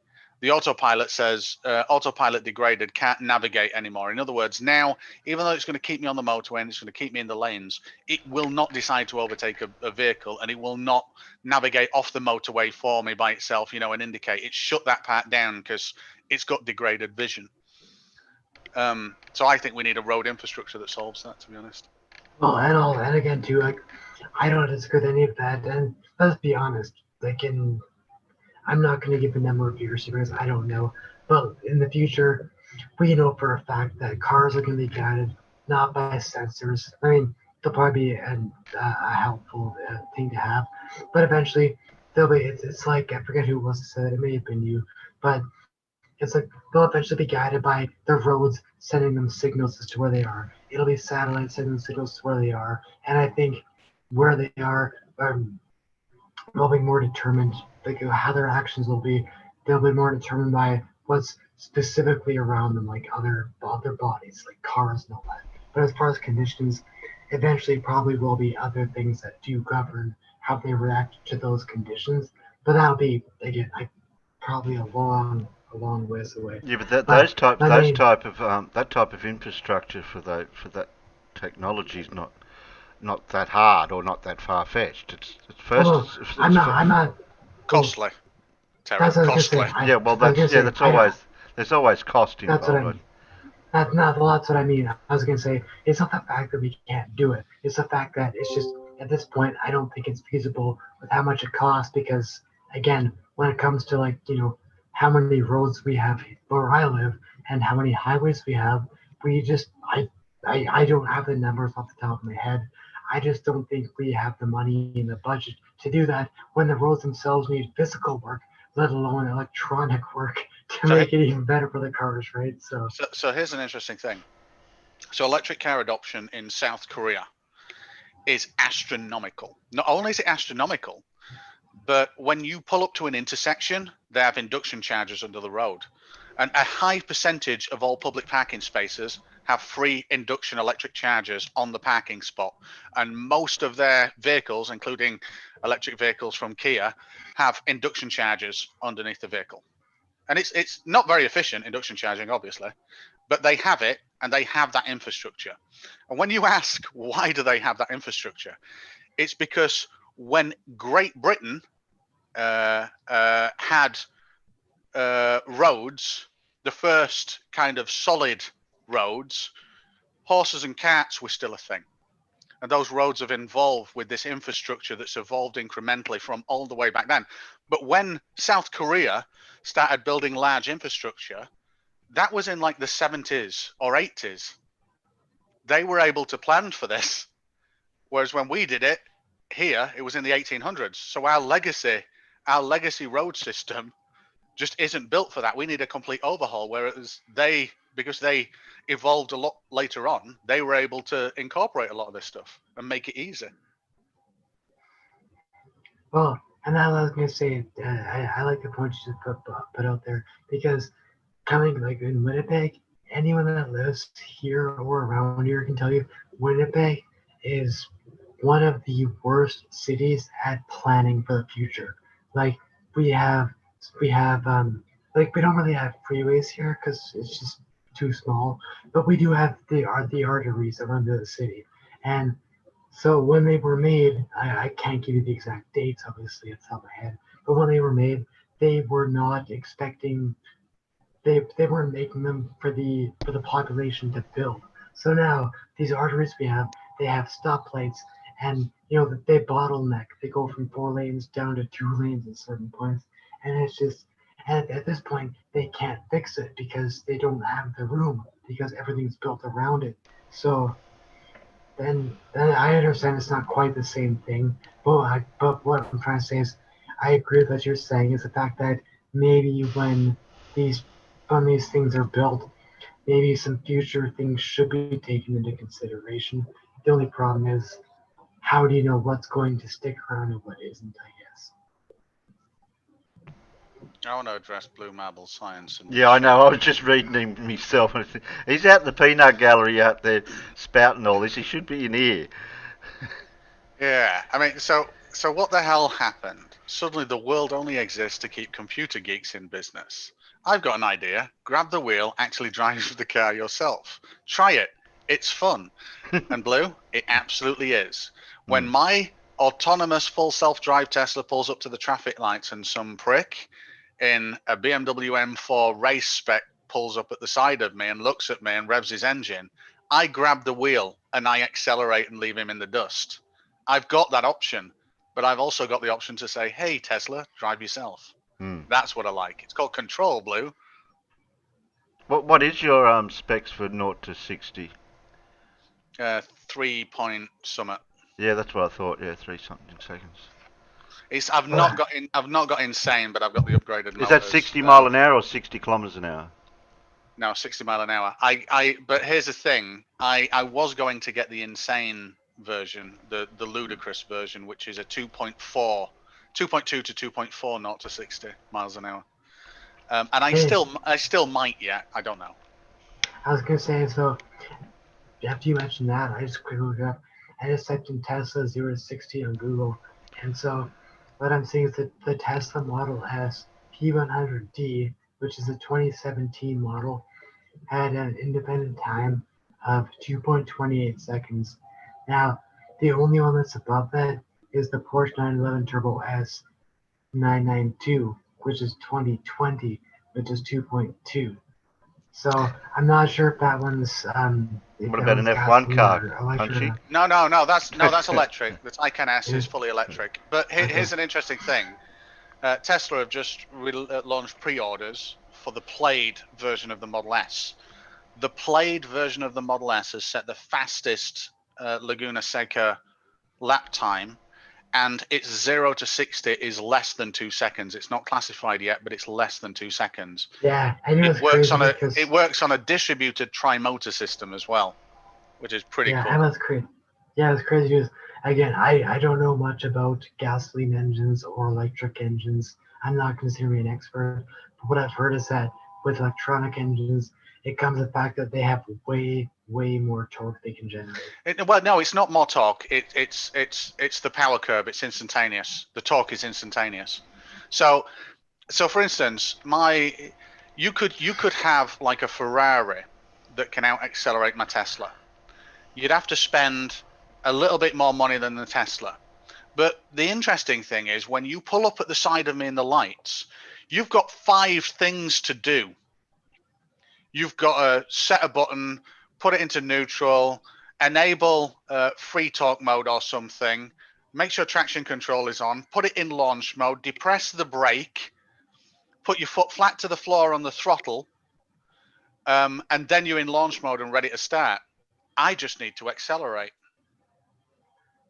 Well, So when you say even though a accelerate- supercar can pull up, if you spend hundreds of thousands of pounds on a supercar, it can out accelerate a Tesla in launch mode up to 60 mile an hour and certainly up to 100. You've got so much to do. It's a specific thing, and when doing that as well, especially like in one of the Ferraris, they specifically tell you don't do this a lot. It causes lots of wear. Well, and I was gonna say too, because again, I'm not a big car buff, so I don't know this, but I know like cars, like just like standard cars, not supercars nowadays, they have so many more gears usually for automatics, just because, well, obviously for that it's more fuel efficiency than get up and go. But like my car now, I don't know how many gears it has. I've never actually looked into it or counted, but I know it has, it's more than five. I'll say that for sure. Whereas back in the day, five was your standard gear amount for most cars, even the supercars. Just so you know, that Porsche Taycan S, which has got a faster 0 to 60 than the current Tesla, but not the new one that is beginning deliveries 2021. It's actually against that Porsche has been designed against the grain as well. It is not a single speed; it's a 2-speed geared thing. So there will be more mechanical wear with that than there ever will be with a single speed transmission. Yeah, well, and again, too, like when I'm reading this list here, I don't know how many gears it takes for those cars to get to the speed they're at. I'm assuming it's a low gear, obviously, but. Well, no. So the Porsche Taycan S, which is electric, has actually got 2 gears. It's got 1 and 2. What do you mean in total? Whereas every electric vehicle besides the Taycan S has got 1 gear, and that's drive. Wait, when you say gear, do you mean like when you put it in drive, that engine, it literally just... No, I mean, so a gear ratio is how much so basically just think about, it's exactly like imagine an automatic gear. That's it. That's what the Taycan S has got. It's got 2. Okay. It's 2-speed. Okay, gotcha. Yeah. It's got first and second. I get that. Sorry, I was confused when you said 2 gears. I thought you literally meant just 2 gears in drive, and I was like, wait, how?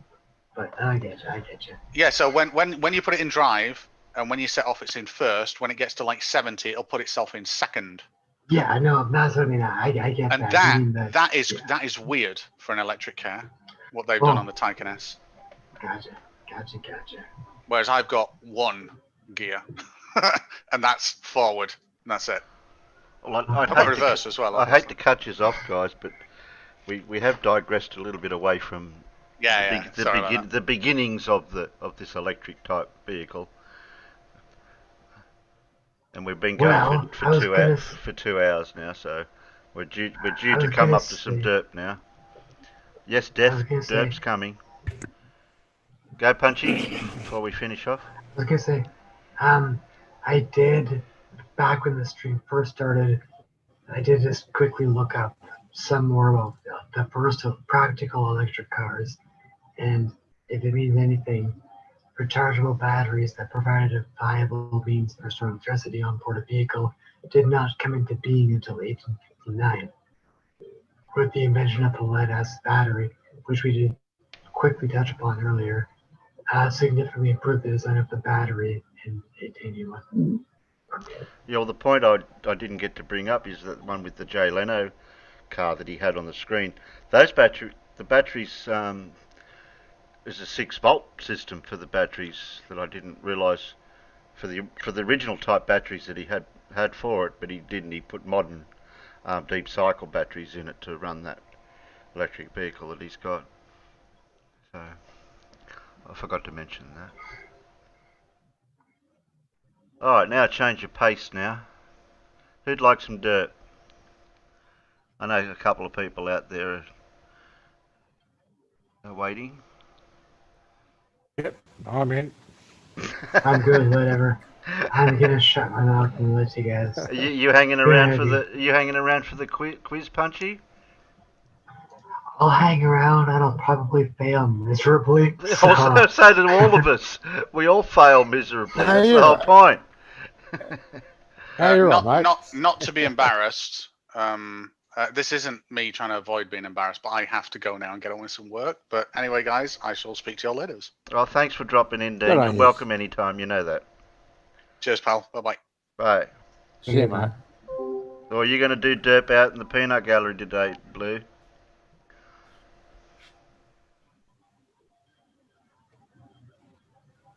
Alright, okay. Grab that. Click that. Press that. Do that. Share that in here.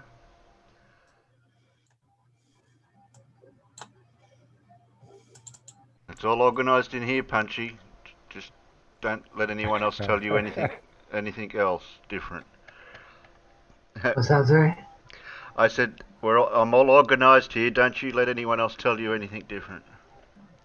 Hey, I believe you. I'll try around for a little bit of this, Terry. What did you do? You're going to listen to a little bit. Aren't you gone yet? You're ready to walk out the door, aren't you?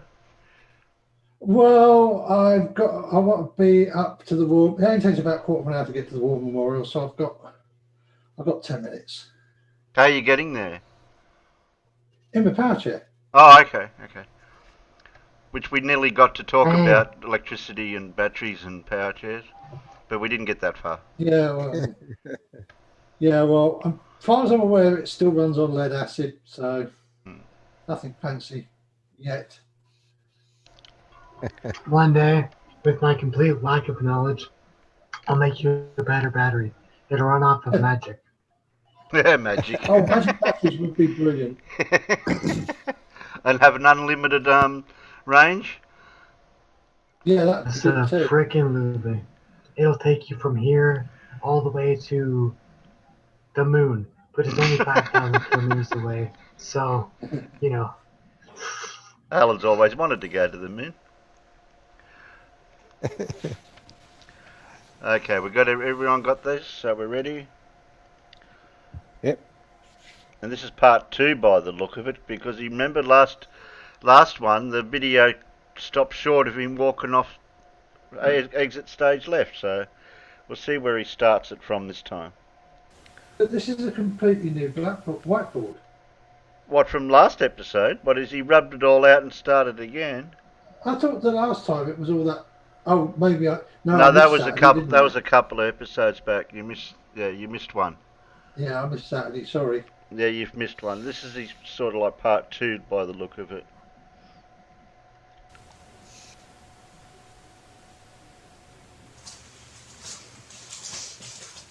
Welcome to my second video on physics, cosmology.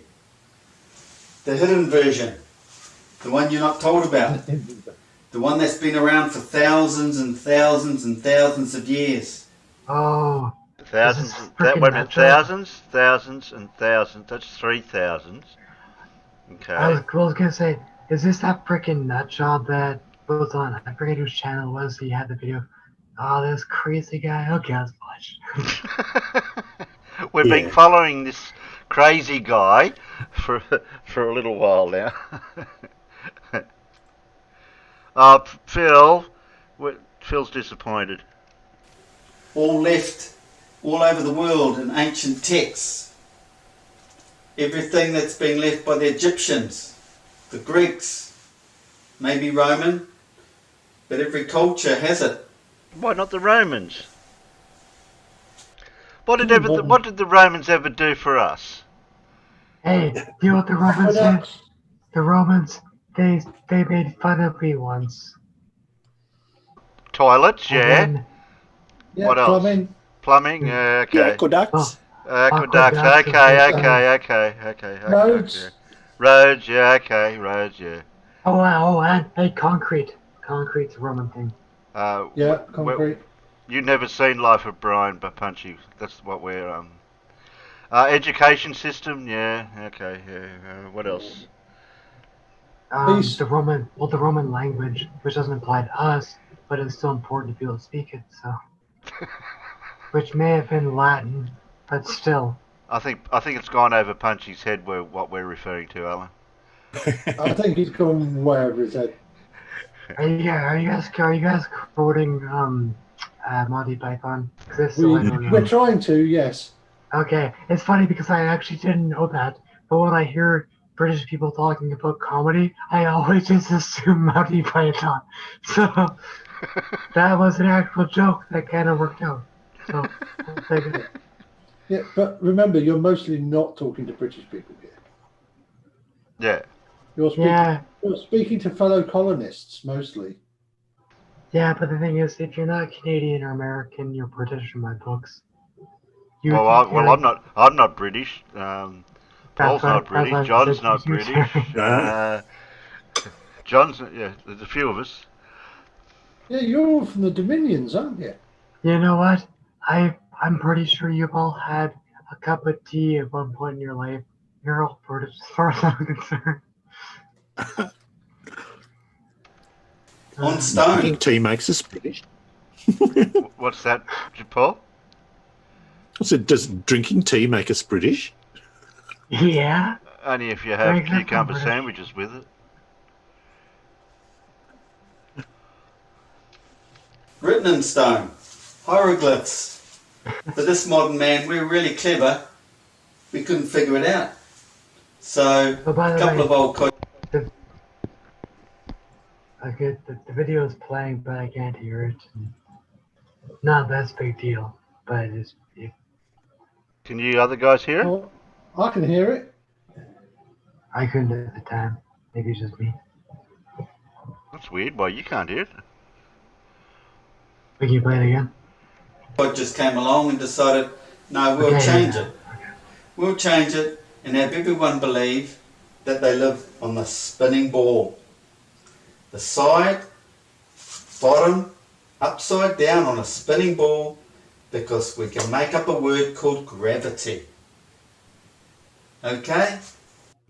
They always put this upside down thing in. So which side's up and which side's down?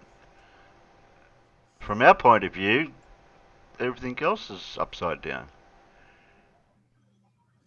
Well, remember though, most flat earthers are northern hemispherians. Yeah, that's it. Not They'll yeah, I never- know. They'll never. We've got a southern hemispherian mentality here. We have. Well, that's the BS version, the Arthur C. Clarke version. I'm going to show you how it really works. Ah, yeah. Oh, Take no. a seat and Teach get us, teach comfortable. us. And if you think you can debunk it, let me know. Oh, I'm a pretty... we've been trying to, but he won't respond to anything. You know what he called my channel? He said, "I don't want to go on a Mickey Mouse channel." Okay. Give me Mickey Mouse. open-minded sort of a guy. So, this is about the one thing science has got right so far. Everybody seen that on all the videos? All the science chatter. They'll stand there and just chatter all day long about absolute garbage. And they'll never get the true picture until they get it in their head. They don't live on this thing here. They live on a flat plane. Now, if you haven't Oh, seen hold my up last first. video, Hey. He said, we don't live here. Then he pointed at the freaking full moon. No one ever climbed up on the goddamn moon. He does have some inconsistencies in his assertion of a model that he thinks he's got. Well, I think he's a Poe because given his age and how articulate he is, I don't think anyone can be that stupid. Now, you can be dumb and think the Earth is flat, but he literally pointed at the full moon, or the picture he drew of the full moon, and said, we don't live here. And it's like, yeah, no freaking shit. You'd have to watch. I don't know, because you haven't seen his spelling mistakes. I mean, like, Yes, you know. man. I don't think he does them on purpose. The ancient Egyptians. You mean the Agaitians? Oh, Yeah, the the Agaitians, sorry. Alan. Sorry. Go back and check it out. They've got the flat plane, the magnetic field, how it all works. Science says this, don't they? Well, that's half the picture. There's the horizon, and there's the black hole down in there that Roger Penrose and his mates just won a Nobel Prize for. Which is incorrect. Which is incorrect. Again, that's incorrect. Again, yes. What is he talking about?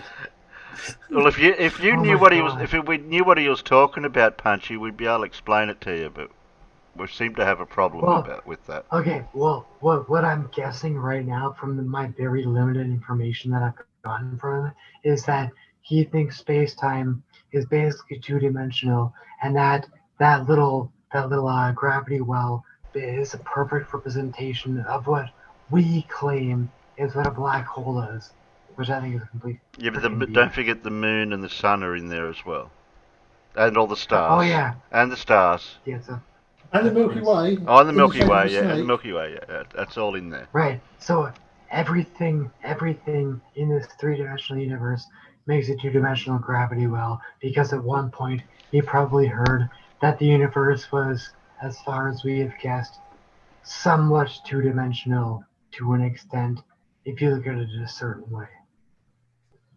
I might up his speed a bit because there's just 27 minutes of derp. Yeah, because that's how long his camera lasts, remember? Yeah, that's it. Which we found out last episode. Yeah, yeah. Stating there's a black hole down here, but this is all invisible. Basically it is. It's all invisible, basically it is. But If can I it's say one thing? invisible, how do we see it? And I was gonna say it's funny because I didn't notice it before until after you played these next couple seconds. But now he's saying the black hole is at the bottom of the gravity well.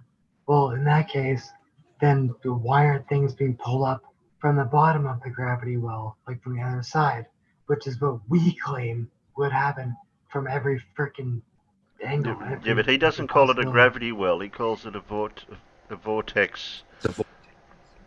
Yeah, he's a moron. My apologies, Yeah. I forgot about that. A magnetic Something this- vortex at that. Yeah. Oh, magnetic. Thing with this picture, and that's the rest of the universe. That's only half the picture. That's only half the so-called But universe. where's the rest of the Because universe? the other half comes down like this.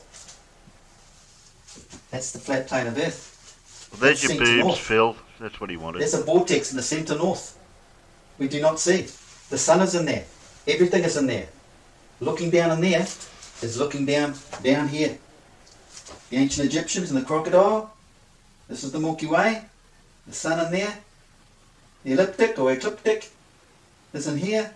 These are the planes of the planets. Separated.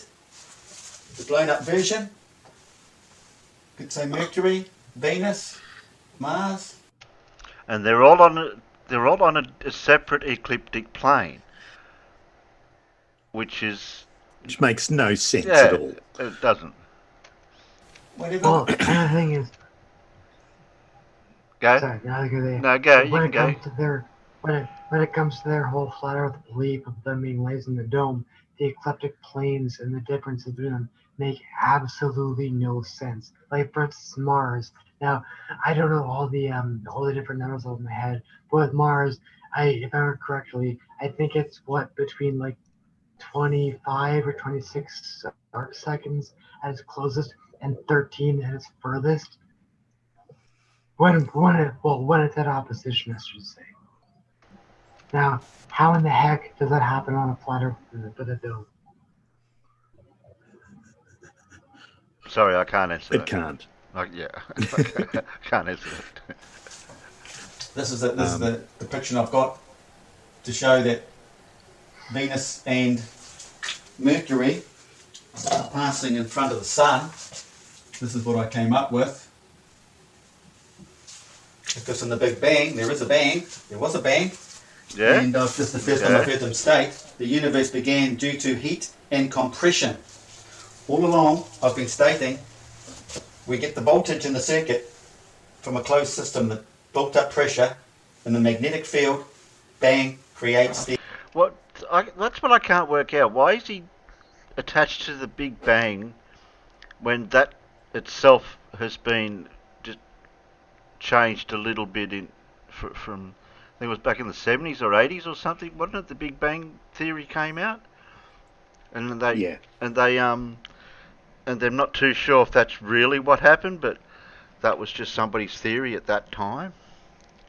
Yeah. Yeah, and then it was confirmed by observing the CMB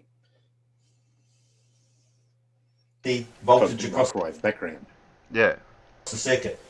And was the voltage. and the other thing, just pause for a moment, Terry. Yeah. The other thing is that if you notice and look carefully at the way he describes the Big Bang here in his nonsense, the Big Bang isn't the first thing that created the universe.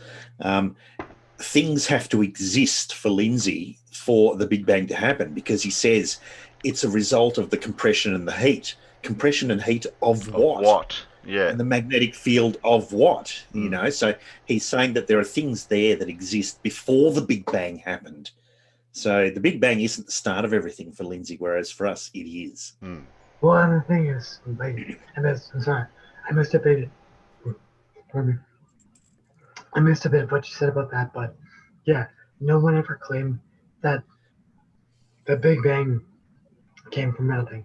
They're saying that they can, from what we can observe, it kind of boils down to a certain point that was a stupidly close amount of time to the quote unquote creation of our universe. No one ever claimed to say where it came from or where the energy or matter came from.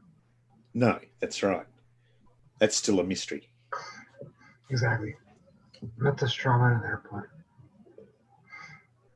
The current across the circuit, just like in the magnetic vortex, induction system. The pressure, bang, you'll get the voltage. That's our plasma. Looking down in there, we have this. That's the cosmic egg. Many cultures speak about it because it's an egg shape. That's your ecliptic. Your elliptic. Elliptic is an egg shape. That's the plasma. It's on the edge. It's on the perimeter of the we call this the electrical field, the downward. I've always asserted to the egg came first. You notice one other thing here. He has this tendency to confuse the two terms, elliptic and ecliptic. Yeah. I think he thinks they mean the same thing, whereas they're not the same thing at Wait. all. Are you saying that a flat earther has taken words that they have no idea what they possibly mean, and they just use them because it makes them sound scientific and smart? Because if so, I can say that's a damn lie. No flat earther has ever done that. Wait, except for all of them. Never mind. Yeah, exactly. And especially use two different words that they think mean the same thing. Yeah. Ah. Downward spin, the magnetic field on the outside going up, the counter force shooting down this way. I thought I sped it up a bit. Pressure build up, bang, just like vortex water. Right in there, science says this, right? That's the sun, there's the plasma, there's the Milky Way, the breastplate in Christianity, bulge in the Milky Way. What? What's that, Punchy? He said, here's the sun, here's the plasma, and here's the Milky Way. And what it looked like to me, I could be mistaken, it looked like he pointed to the bracket on the right there, claiming that was the Milky Way. And it's like, what are you talking about? The Milky Way does not orbit the sun. Again, I could be mistaken here. That's what it looked like to me. What he's trying to say. Yeah. His premise is that all of the stuff, like the Milky Way, the sun, the planets, everything else that we can see, is all contained within that vortex. You know, so somehow the flat Earth with its boob domes is bigger than all of that stuff. So all of the universe, the rest of the universe, falls within that vortex somehow. Well, Go figure.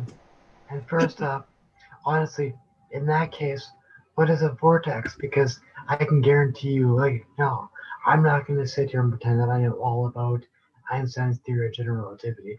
I'm not going to pretend to understand it all. But what I can say for damn sure is that it's not a vortex cycling down in some two-dimensional thing like he's trying to make it seem.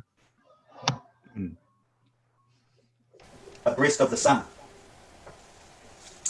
So you can imagine looking down the vortex, there's the Milky Way, and this is our moon. It's not a circle, it's a disk. It's like this. Just like the plasma field on the side of the spin. Science says, they know how that plasma sits on the side. Did he say the moon's a disc and not a ball? Yeah. Oh my god. Yeah. Oh, Just No. crazy. Is the moon a disc or a ball or a light or like here's the thing, what that I don't get when it comes to conspiracy theorists or flat earthers or anyone else in the bunch. If you're so damn sure of what it isn't, why can't the smartest of you come to the same conclusion of what it is? Yeah, exactly. Yes, Dora, you tell Phil off. I don't know where his mind is. The side of the spin, like this. We've got that right too. But this is how it works. It's an amplifier. The black hole, it's the vacuum in the center. Everything is amplified out. All based on frequencies. Hey? Wait a minute. Yeah, yeah. Vacuum. Go. Hey, that's counterintuitive. That's definitely counterintuitive. There's somewhere something. I was gonna say, well, the black hole is like the opposite of a vacuum. It's exactly. extremely dense. Like, what are you talking about? Like, I think when this guy hears the word black hole, he assumes black meaning nothing and hole meaning nothing. So I think he kind of almost compounds it on itself to say, oh, it's got to be a vacuum. It's like, no, it's literally the complete opposite. It's the most dense thing that we have theorized and know of. You freaking idiot. Yeah, exactly. And he has this other misconception too, that a vacuum is capable of amplifying things, you know? Again, the complete opposite. When anything's amplified, it's because there's something there to amplify it. A vacuum would kill everything off. Like, it's oh my god. No, well, in all fairness, a vacuum will do one thing. Light waves can travel through it, no problem. That's the one thing I will give that. But when it comes to anything else, anything else would do a much better job than a vacuum of amplifying something. Little Wolf out in the peanut gallery. Is that you playing a walk? Or is that somebody else? No, Little Wolf is Little Wolf. He lives in I thought it was playing a walk. No, Little Wolf. Just like a guitar. Why does it escape me right now? That's right. I know who he is now. I was thinking of someone else. He's been on before. He's been on Discord before. Yeah, you have. The words actually escape me right now. Why? Why does it escape me? He lives in north of Canada. That's the States. Yeah. I was thinking of somebody else. What's that called? I have to remember right now. I actually forget. It's actually bothering me. Alaska. That's what Alaska. Why did that take me so long? Music bars. The planets could act as the phasing electrical system. The phasing? What? Doesn't phasing mean that, like, in and out of phase or different? Different phases. There's the sun, there's the moon. Now, we don't see this. We see the mirror image. So you have to look at this and go, well, what does the mirror image look like? What do you see? Oh, the something projected thing, Paul? I can't... Yeah, I mean, and that begs the question, doesn't it? If we see the mirror image, where's the frickin' mirror? Well, and also, if we see the mirror image, what's presenting the image to begin with, and also, where is that mirrored part? It's like when I've heard flat earthers before say that the southern stars are mirror images of the northern stars. It's like, well, one thing I can tell you is, I will never see a mirrored image of the Southern Cross where I live, just like you'll never see a mirrored image of the Big Dipper where you live. Yeah, that's right. Yeah. And another one is that they all use this term projected or holograph, you know, and they don't understand how a holograph is created or what's required to actually make a holograph. Yep. Now I can press play. There's Oh, the you've moon. gotten it out. The disk sitting out there in our moisture-filled atmosphere. There's your moon.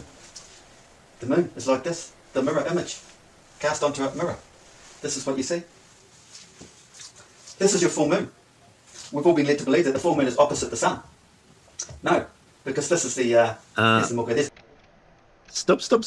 Yeah, I know. The full moon is opposite the sun? Yeah. What do you mean by opposite the sun? Well, I guess it's on the other side. Yeah. yeah. Because if you look up and it's sunrise and sunset of the moon and sunset, whatever of the sun, yeah, you go, oh yeah, the moon's over there and the sun's over there. Yeah. Yep. Well, and I find it funny because when it says the moon's opposite the sun, it's like, well, first off, no, it's not.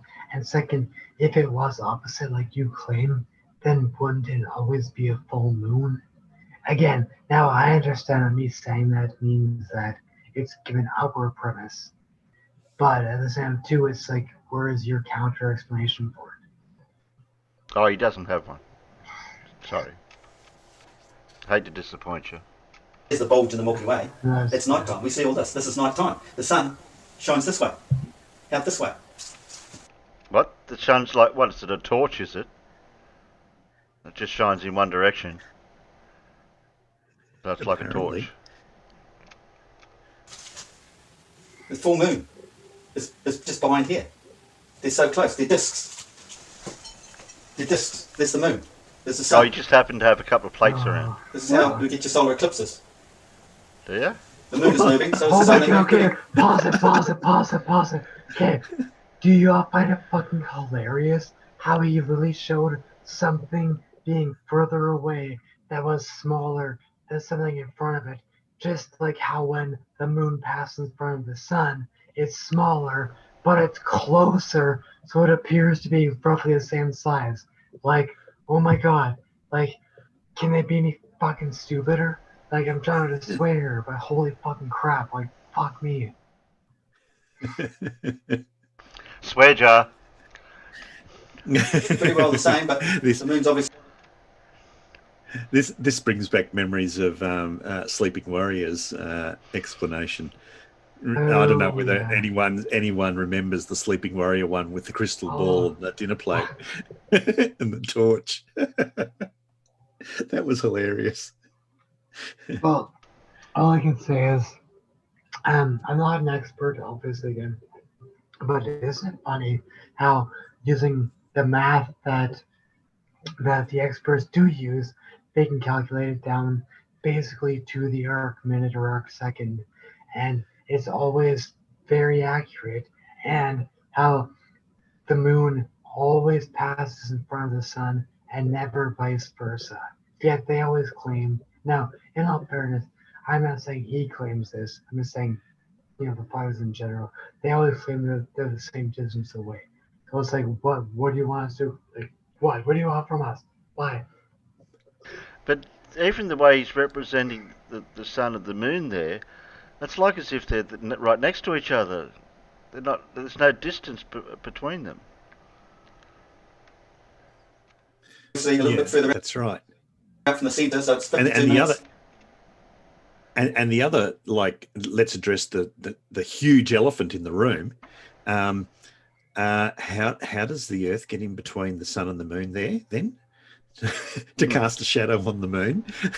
Like, It's because hey, it's Hey, because there's a dark disk that covers the moon, and we don't know how it got there, but it just did.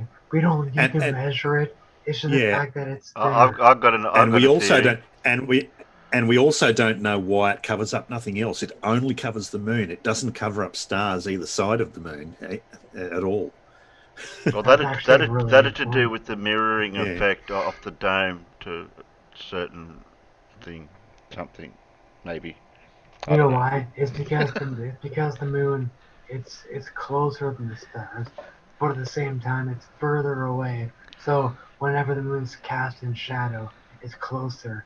But when it's brighter, it's closer but farther away.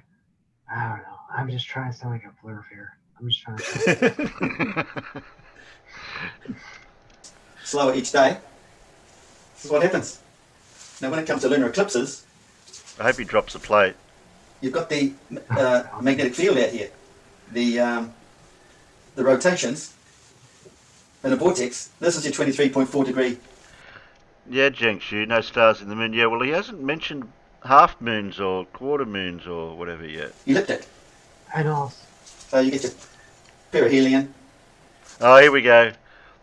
Here we go. You forgot. Wave the arms up and down like an airplane.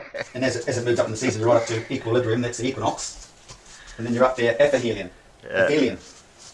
Well, it's that moving, that our plasma field, the sun, follows the magnetic field. This is the magnetic field. It reflects everything out. So this going up and down, you got your sun. So over the season, you've got the thing, you're doing this. Well, slowly, of course. And the sun coming around, and one day, it's going to... Wait. Is he saying right now that the sun changes in altitude, or that the sun's appearance seems to change in altitude due to magnetic deflection, as they call it? And if so, now, in all fairness, I'm not a mathematician, but can someone that understands it please see the math to verify it? Oh, he doesn't use math.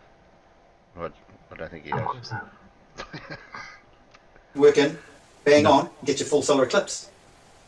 Otherwise, you get partial. And somehow your annual. I haven't quite got my head around that one. But it's the same sort of system. No, he can't get his head So around there's your it. full moon. It's not over here. There's your new moon. Look. Look, it's the sun. Straight onto it. That's why you don't see it. It dissipates. This is the coolest the moon gets. It starts phasing, waxing, Oh, we're going to have Is a it- cooled moon and a hot Cools. moon, are we? away from the light of the sun. Waxing, Well, waxing. the hot moon has Waning, waning, some waning. pink panties on, so I'll There's take the sun. And this takes me back to the Colosseum, the Roman Colosseum, the same setup. The Colosseum's been left for us at the clue. The breastplate, over the breast, not here, breastplate, which means down the side. Because that's it there, down the side. Because it's sitting in here vertically, the breastplate down the side. It's not above it, is it? No. That's what's happening inside that centre vortex we do not see in the Arctic Circle. That's the way it sits. That's the breastplate. That's what the Colosseum has, the breastplate. It has the elliptic, more elongated, and it has the tier system, the tier seating. That's the tier. I've drawn the tier system because that's the way the planets work. Set out in the tier as it comes in. We've got the sun lower down here because in the big bang goes bang. It doesn't go bang. So bang. We've got the planets coming up above the sun. Bang. All the rest down here. The rest up here, slightly higher. So he's saying that the Big Bang has a direction, and he knows which direction it was. Yeah, the direction is out that way. That way, yeah, that way. This expands. Yeah, and the bang goes bang. Yeah. So does the universe expand or it. not? Yes or no? It expands from here to there. That's the equator, celestial equator. That's it. Then it'll start spiraling back in, straight down the black hole. They'll never be seen again. That's the end of the life of a star. And quite often you'll see the shooting stars outside. They're like that. And they'll come directly from the north, straight to the south. That's this here. But this comes up. This comes up into a night sky like this. So that top there is south. So you'll see a shooting star go South. falling back down here. What? How did he can determine that way south? He just pointed to it and said that way south. Yeah, and shooting stars don't all come from the north. They come from various directions, depending on the time of year and where the Earth is in its orbit. They appear to and the orbit of the materials that are causing the meteorites to enter the Earth's atmosphere. They can come from all sorts of different directions, and that's why we call them the Leonids, the Orionids, the Perseids, etc., because of the direction that they come from, and it's not always from the north. But I'm wondering, I was gonna say, I wonder when he says shooting star, he's referring to like a random, asteroid or meteorite just coming through and burning up, whereas where you were saying the actual meteor showers. I'm wondering if there was a difference in that with what he was saying, at least. Yeah. Just to be fair to him. Those are super fast ones from the north. That's the end of its life. But the energy is recycled. Everything is recycled through here. Comes out, works its way back up the magnetic field again. That's the life cycle. And our Earth, 26,000 year cycle. What they're missing, science is missing, is the rest of the universe. So you got this across here, flat plane. You're Coming down missing like something. this. You're missing. You've got Sigma Octantis sky here too. Where? Yeah, where? Okay. When he said that there's a 26,000 year cycle that was due to magnetism, where? Show me something, anything. Like now, again, like I said before, I can't stress this enough. I am not mathematically inclined. I forget a lot of it. However, at the very least, I know for a fact if I wanted to find out, I could go speak to the experts and they could explain it to me. Now, whether I understood it or not, that's, to me. But it could be explained. Now, with this guy, if you're going to say that magnetism causes that perturbation, could you please explain how it happens and why, and why it takes that exact amount of time? Please, for the love of fucking God. This is Polaris here, You're going to end up filling the swear jar up tonight, Punchy. which is the sun. Turning in the rotation. Out here, Sigma Octantis, turning in the rotation.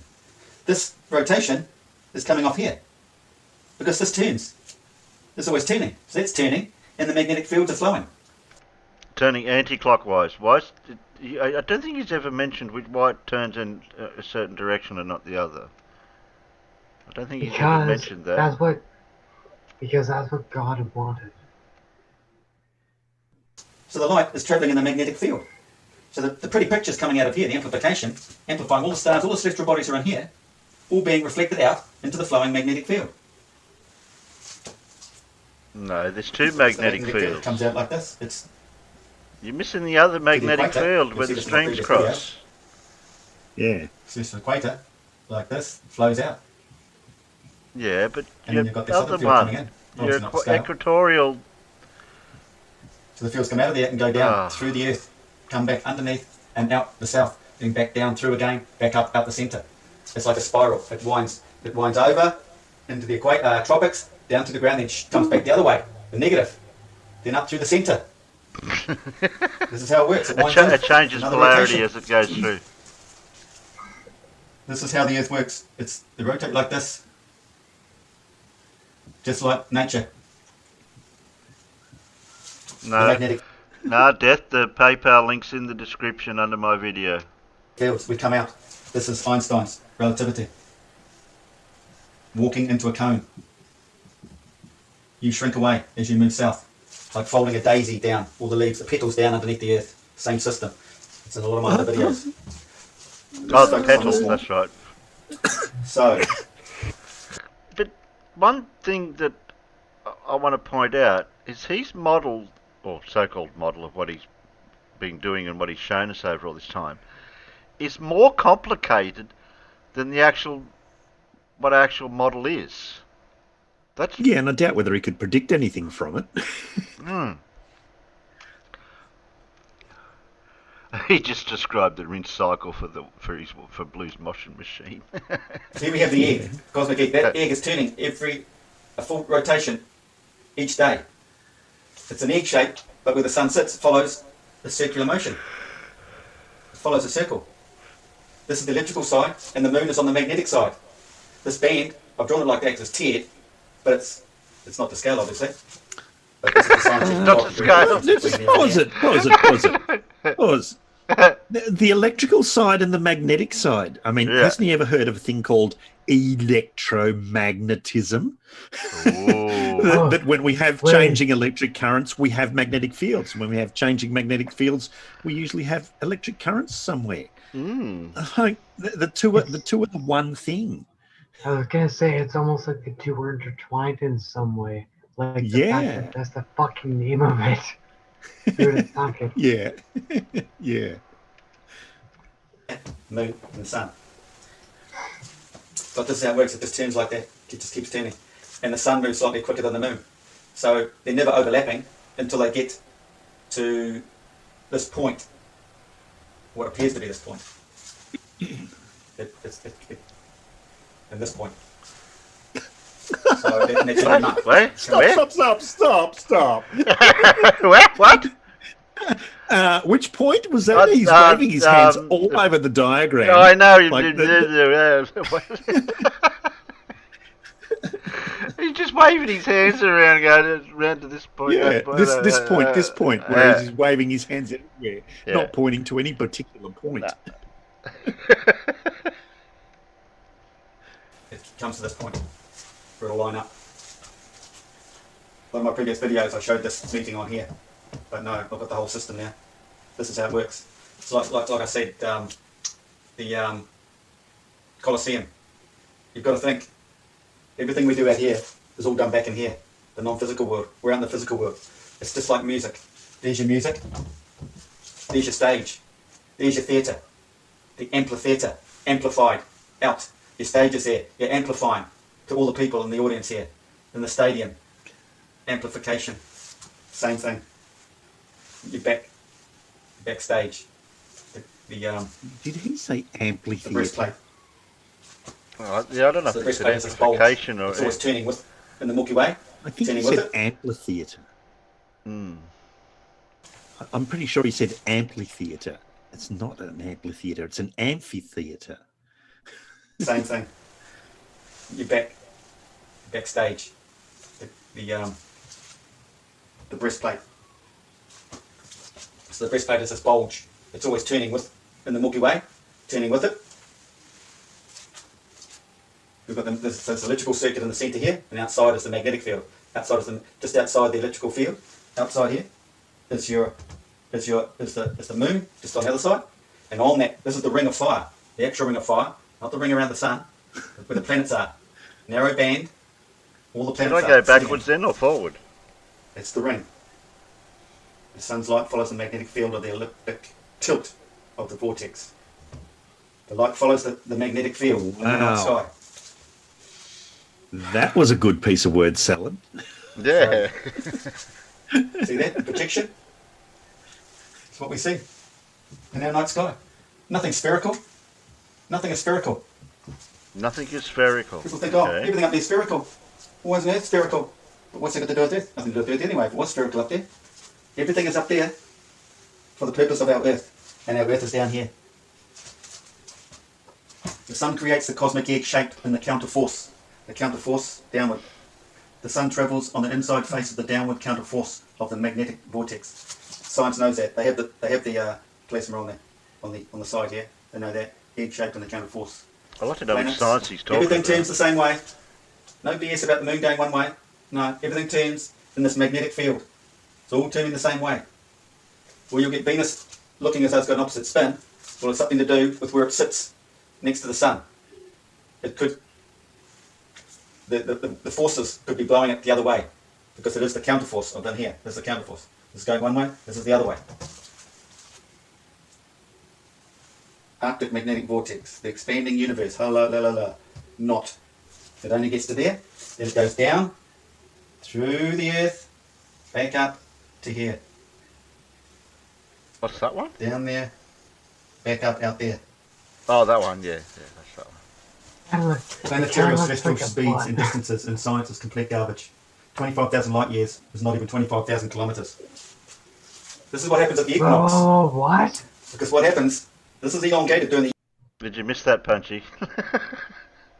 I must have missed one part. I just saw 25,000 liters and 25,000 kilometers. I hope I missed something else there. planetary celestial speeds and distances in science is complete garbage. 25,000 light years is not even 25,000 kilometres. This is what happens at the equinox. Because what happens, this is elongated during the year with your 23.54 degree elliptics all up here. As we come into equilibrium, this shrinks, becomes more circular. This is why we get the sun come into closer north at the equinox, because it comes in. So if the sun comes in, the moon will come in. It's more circular. It's not down there. It's down level. Everything is explained in this model if you start thinking about it. Leave all the other stuff behind. You do not live upside down or sideways on a spinning ball flying through La La Land forever and ever for no good reason. There's a good reason to understand all this, but that's another story. Once you understand all this, you start understanding. We'll never hear that story. When you start to realise you're not even physical, we're all resonating frequencies. All frequencies. So we're not amplified physical. from in here. This is your stadium. All in here. We're all based on resonating frequencies and the light next to the plasma. We only think we're physical because of our 5 senses. We have a 6th sense that we've lost. No one's using the 6th sense. That's where No, we've got a 6th sense. It's called a sense of humour. we come from. That's where we go to. The place of the 6th sense. It's in there. So there you have it. You want to go tell Penrose? He's got the black hole, right? There's your singularity down here. Nothing goes to a point.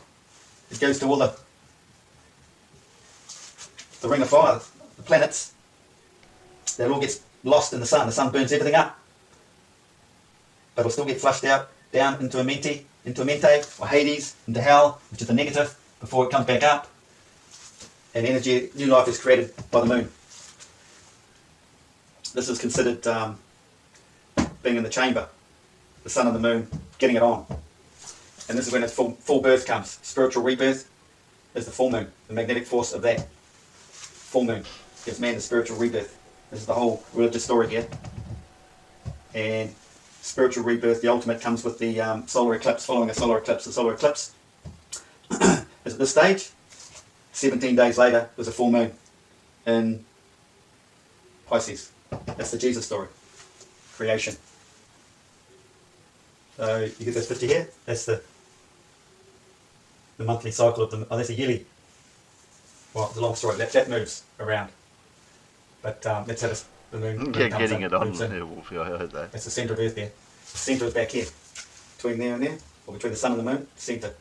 It's the belly button. Centre of Earth. Centre of Earth. So this is what people can't understand. Whoa.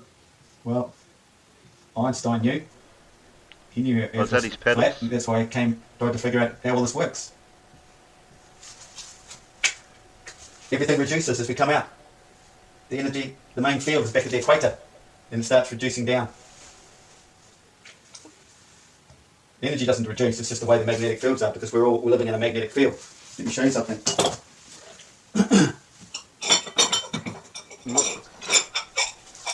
We all live inside this magnetic field. The opposites, right? What's he made? But we're attracted to the bottom.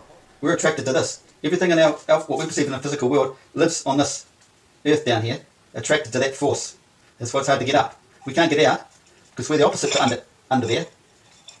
Everything reflects off there, bounces off there. We've seen rockets on YouTube. You've seen them bounce off it, go bonk, and then fall back to earth. That's how it works. If you dig deep enough, you come to the other counter force, the other side, the other field underneath there. You get repelled as well. That's us here. We live in this field here. You can't feel it. It's the way it is. And then because we have fractals of, or integers of, I can do this in our realm, can't I? We've got our own magnets. But that's us on the whole. We're between these two fields. Come on, break the plate. Oh no, his battery ran out. Oh no! That is running out. Oh no!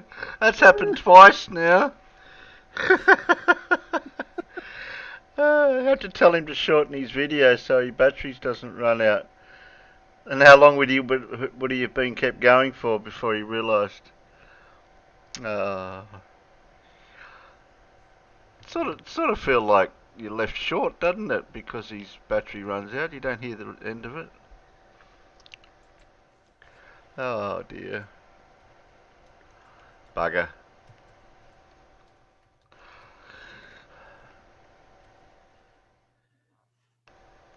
Close that.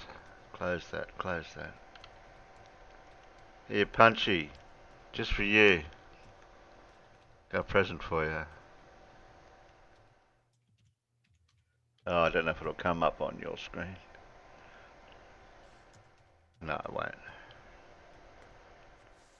Oh, yes, it will. If I do that.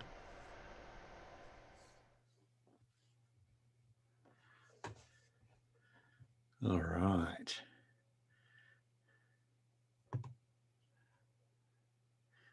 I don't know if Punchy's read these or not.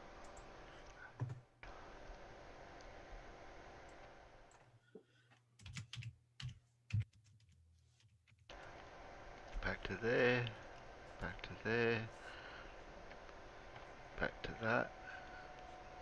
Sorry, Paul. I was taking over again. No. You go. I'm still getting Oh, you organised. you You you know. bloke out in the peanut gallery. You for the guests. Yeah. Who got it? Finally, yeah, we finally got him. John Rapp. Oh, No John doubt he Rapp. looked it up, but that's okay. Hmm. That's fine. I don't Okay. mind.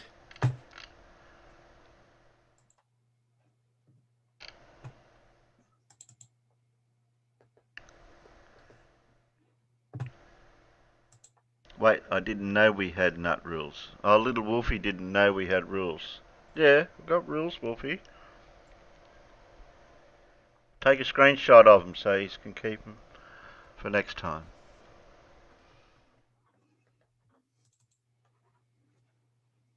I think there's a 11th hour of the 11th minute happening at the moment for the UK. America's ones won't get theirs for another few hours yet.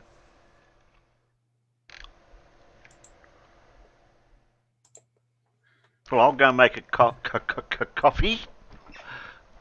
Yeah, I'm nearly organised, Terry. I'm getting used to how to do this now. Okay. I've got to position things just so on all my screens to make it work properly. Yeah. All right, you make a coffee and tell me when you're back.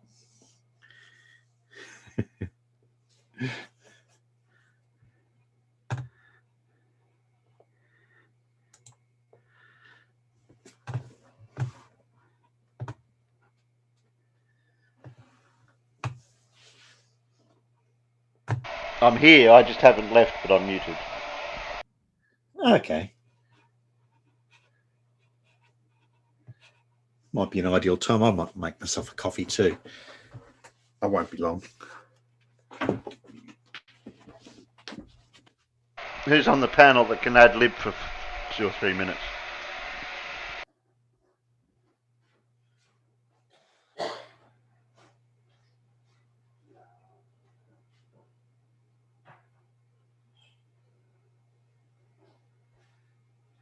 You there, Punchy?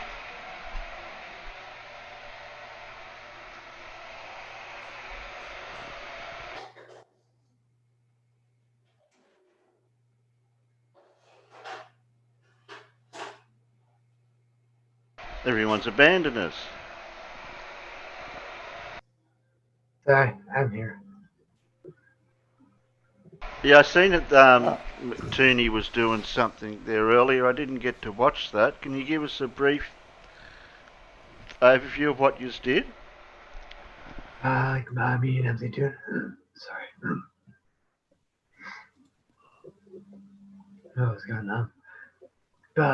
What MC Tune and I did earlier, we just had a little quote unquote race to build a Lego ISS, and the reason I say quote unquote is because it wasn't an actual race, it was just for fun.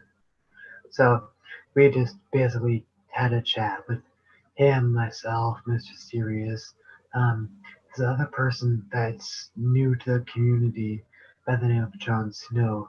And I'll give Jon Snow this. He is a conspiracy theorist at heart, but he is also very accepting to when he's been told he's wrong. Now, I'm not saying that him accepting that means that he thinks he's automatically wrong, but he was willing to talk, and he was very he was a nice guy. He was a very super nice guy, and so I would say if he does come into other quote unquote debates or discussions, that I hope he'll do so with respect, because although I don't agree with everything he said, he was nice about it and willing to admit when he was wrong. Are you back there, Terry? Yep. Cool. This bloke that you're talking about, Punchy, sounds like somebody that I wouldn't mind having a discussion with then, if he's only new. Well, okay, so I don't know his full background story, obviously. I don't know him personally. But from what he was saying was he was in jail for the last 10 years, um, which I know doesn't really help his case. But what we can all agree on, I think, is that being in jail doesn't necessarily define the person you are. Hmm. And so what he was saying, um, now he wasn't saying it so much on the debate between him and MC2, but he was saying more on the stream that we had where we built the Lego. He was saying that when he was in jail for the last 10 years, a lot of technology had changed, and when he came out, he wasn't quite aware of all that was going on, which is fair because honestly, technology has changed a lot in the last 10 years. And anyway, so he was just saying that he didn't agree with certain things, like he didn't believe that dinosaurs existed, for instance, and silly things like that, which I think we can all kind of just play off and say, well, that's just because you're not looking to do it properly. But who cares anyway? But he had a couple more harmful ideas, like COVID wasn't a real thing, which we kind of all quickly told him wasn't. Yeah, we've all gone down that road with Yeah, people. That one. was, but I want to give him this is when he said that we were quick to tell him that no, we don't think he is right. And even if let's say COVID didn't exist, which we all know isn't true, but let's just for the benefit of the doubt give him that it didn't exist. It still wasn't right for him to go and say that because he does have followers and people that do trust what he has to say. And so after we explained it to him, he was very quick to say, you know what, you're right about that. So I will give him that. So he was actually an interesting guy. Like he was really nice. Like he wasn't angry or mean. He just had his beliefs, which again we didn't all agree on. But he was like I said, just a nice guy to have around. And if you had him on, I don't think he would cause your channel any harm because you know, just like I said, just right. John Rapp's not Okay. happy with you, Paul. I know. Look, it's quite okay. I don't mind if he looked it up, and I'd still be impressed anyway. But I'd be even more impressed if he didn't look it up. But be honest, John, did you look it up or not?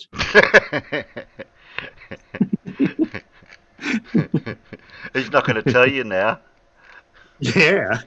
Either way, it doesn't faze me. I won't think any less of you as a person. But not many people would know who John Cockcroft is. All right, let's share a screen, hey? Make sure it's the right one. Yeah, that's right. Right, can you see? I'm struggling to think of dumb stuff to present. So today I just looked for dumb shit on the internet. Yeah, and just here it is. you can't say that you'd run out of dumb things.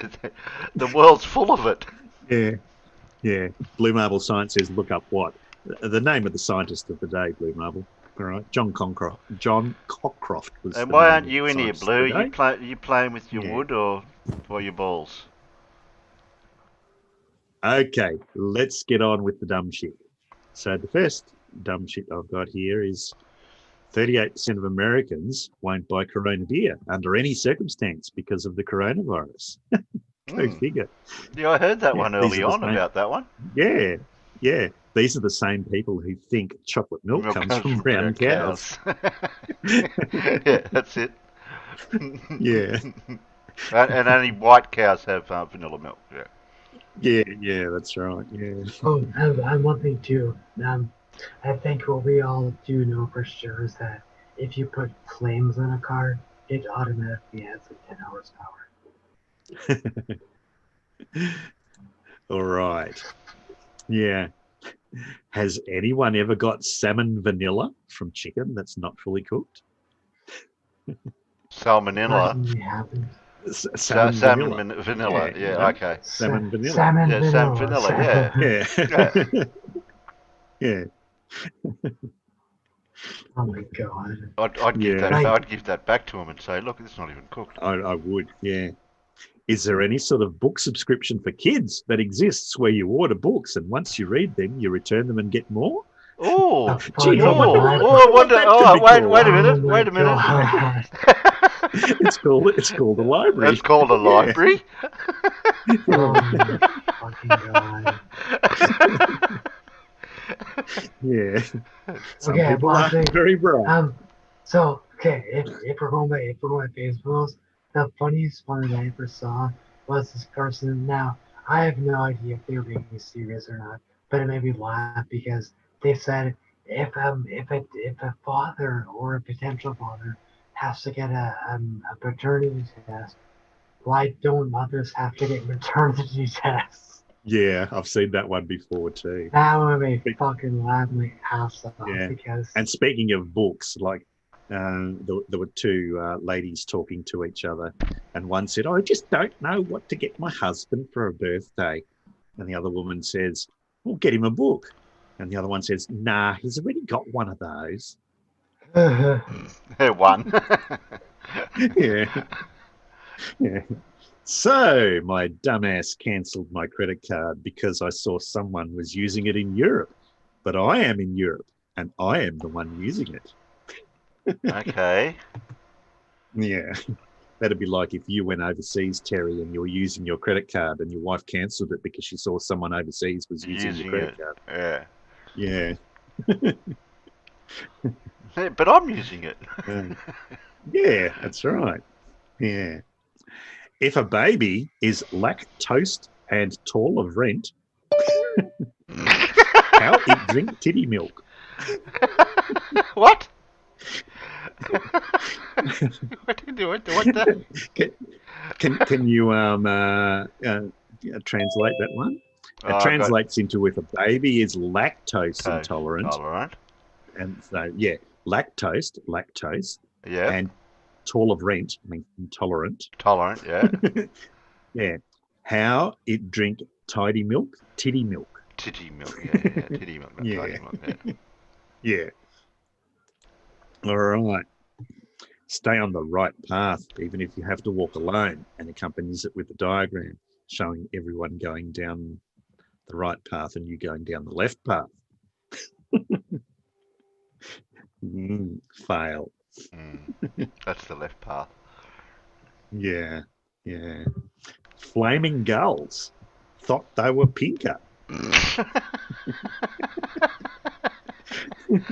Well, that sounds all right the way it's written in one way. If you're thinking of it, flaming gulls. Yeah, like you're swearing. You're saying flaming gulls, flamingos. Yeah. Yeah. Yeah. It's a negotiation tactic. Ah, tactic. Yeah. Yeah, tactic. Yeah. If you look like you will take any offer, it will be low. Yeah. This is why I don't argue with you all. Buying a $40 bottle of liquor in the club for $300 doesn't seem like some baller shit to me, just fiscally irresponsible, LMAO. And the person responds with, did you mean to spell physically wrong? Or fiscally? Oh, fiscally, yeah. Physically? Fiscally, yeah. Fiscally? I don't think they understand what fiscally means. No. That's fiscally impossible, hey? Yeah, it's fiscally impossible. Yeah, just fiscally you can't do it. Death row inmates of Reddit, what was your last meal? Yeah, just let him figure it out. You get it? Like, how are death row inmates who have had their last meal and been executed going to respond? Well, that's just Yeah. that's fine. You'll figure it out eventually. Yeah. Yeah. We need feminism. Women are the most useless things ever. Get over yourselves, effing babies. I was adopted, but okay. Doesn't matter. If you're adopted, you were still born from a woman. Duh. Yeah. Did you watch Chernobyl? Why is everyone called Conrad?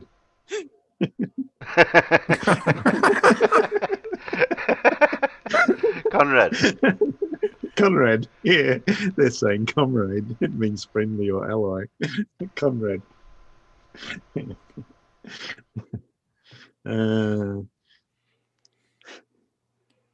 Korean barbecue house. Yeah, you all know what the concept of a Korean barbecue house is, don't you, Terry? The Do concept. you know what a Korean barbecue house is? Yeah. Have you ever been to a Korean barbecue house? I can't say I have. No. All right. Well, what happens at a Korean barbecue house is they bring out samples of meat. So they slice them nice and wafer thin, and they bring out the samples of raw meat, and you cook them yourself and then eat them. That's the whole concept of it. All right. A Korean barbecue. Right. All right.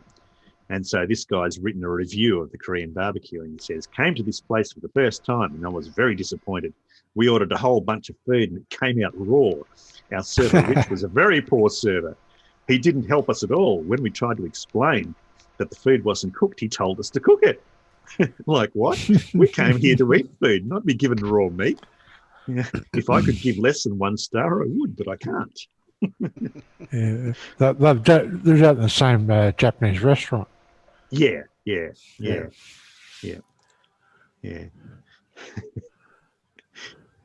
You want to buy a medieval dagger? Not low evil or high evil, just medieval. Yeah, just mid. Yeah. Yeah. Mid-range evil. Yeah, mid-range evil. Yeah. Hey, fake blues here. Yeah. Fake blues are going. Yeah. Can someone explain to me in layman terms how the Sing Stone challenge is working? Layman terms. Layman terms. Yeah. Sinner Stone challenge. Yeah. If you park in this parking lot and you're not visiting our daycare, your vehicle will be towed. Toad. Yeah. Signed, the Learning Academy. Learning Academy. Yeah. Oh, you learn a lot from this Learning Academy. Yeah. Yeah. So, Must be a new enrollee. yeah. Yeah. This is the future that liberals want. This is what abortion looks like. These sick people blend babies. It has a name, a face, a tiny heartbeat. Look at the evil smile on the nurse. MAGA. End abortion. Edit. Stop saying this is for x-rays. Babies don't need x-rays. They have no bones. What? Support beautiful, sexy, big tit conservative women against blending babies. What? So basically, what it is that they've got a baby in a thing there to keep it still and protect its other parts while they do a particular kind of X-ray on it. They're not blending the baby. At all. Yeah, they're not putting it in a blender. No. Yeah. Yeah. Yeah. So how's everyone else's home projects coming along? It's missed a little bit of this one. What you can't see is that it's the you can see it, the kitty door install. Yeah. The cat's got to jump pretty high to get through that. got a tall cat. Tall cat, yeah. The cat doesn't believe in gravity. Yeah, yeah. Mom says, this is the lungs of a marijuana user. It's really sad what this dope can do to your body. Please, people, be smart. Put down the dope and pick up the hope. Is this true? Mum, that's a walnut. Right. And it is. It is, yeah. So if my lungs look like that, I'd be a bit worried. Yeah. Yeah. We've been quarantined too long. Let's go for a ride in the 54. Quarantined. Yeah. Yeah. Today. Want to go out for dinner? Yeah, sure. Where though? Seafood, maybe. But the doctor has advised me not to eat any type of crushed Asians. What do you mean? What? Like crabs and stuff. What do you mean? Crushed Asians. Crushed Asians.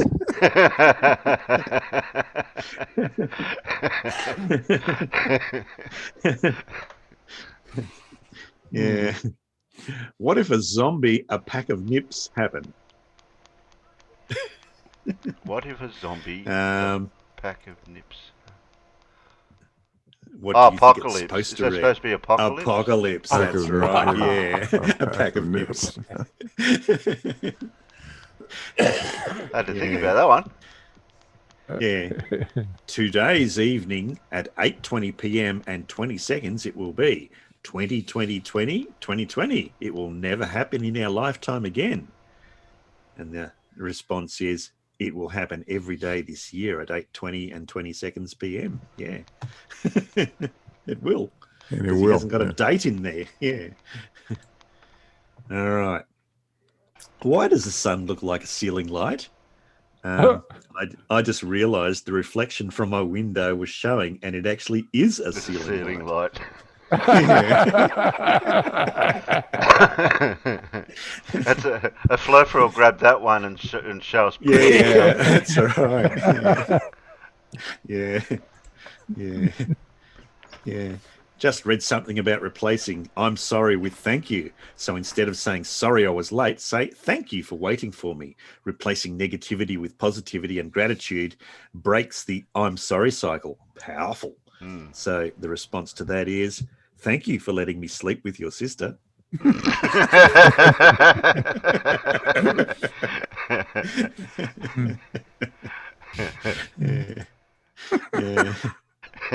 Yeah.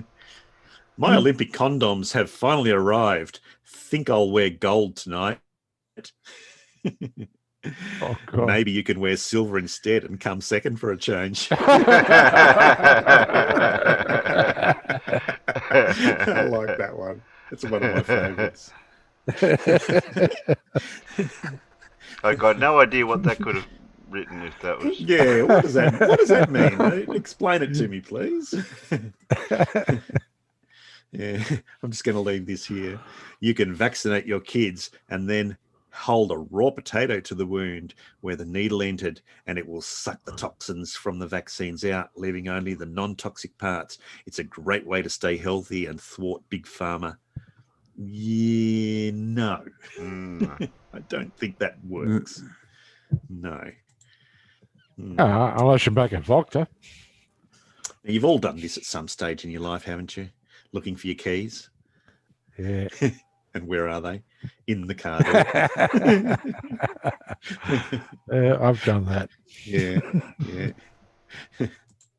Yeah. Can someone explain to me how they got all the ice through the small hole? How did they get all that ice in there?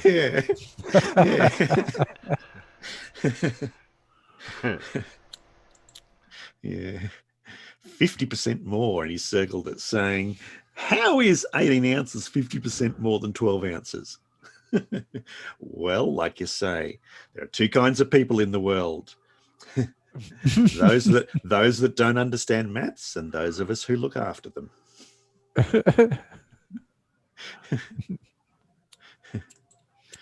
What does it mean to start your engines? I don't know. Yeah, never really understood the phrase. I don't know. It's probably something stupid, but I need to know. It's start, my friend. Start your engines. I guess contextually that makes a lot more sense. Yes. Gentlemen, start your engines. Oh dear. My daughter just tried to tell me plutonium doesn't come from Pluto. At least she's pretty, huh? It's not your daughter. Yeah, it's not your daughter that's dumb.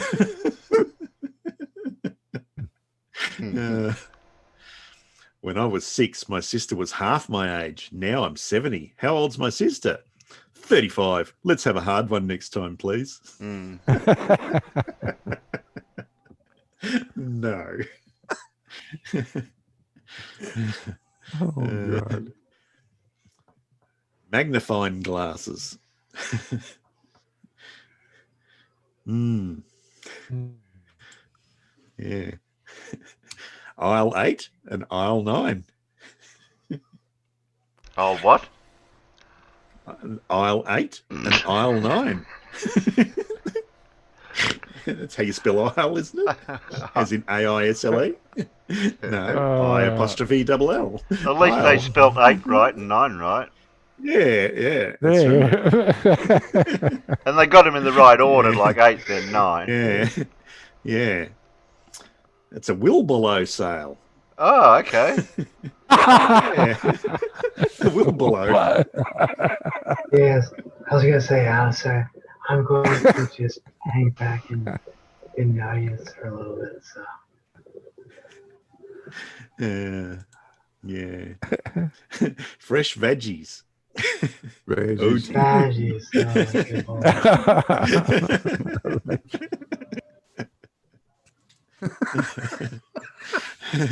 A chicken seizure salad sounds so good tonight, right now.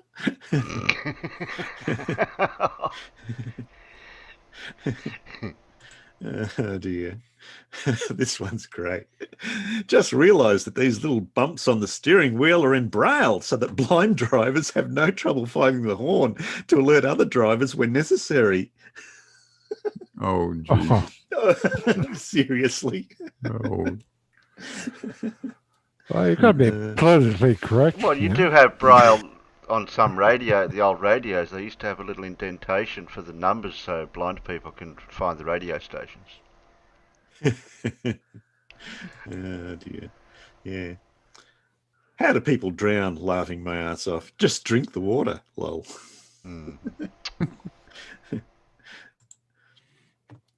Just ate 3 condoms. Now I'll never be pregnant no matter how much I swallow. Oh. Oh, Oh dear. snap. That's just so wrong on so many levels. geez. Anybody got that girl's phone number? Yeah, I was going to say Yeah. Yeah. Yes, you should get vaccines. And so what if that makes your kid artistic? That don't always mean he's gay.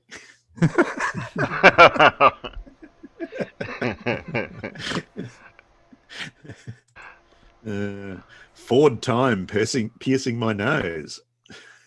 Ford time? First, second, third, Ford. Third Ford. Yeah.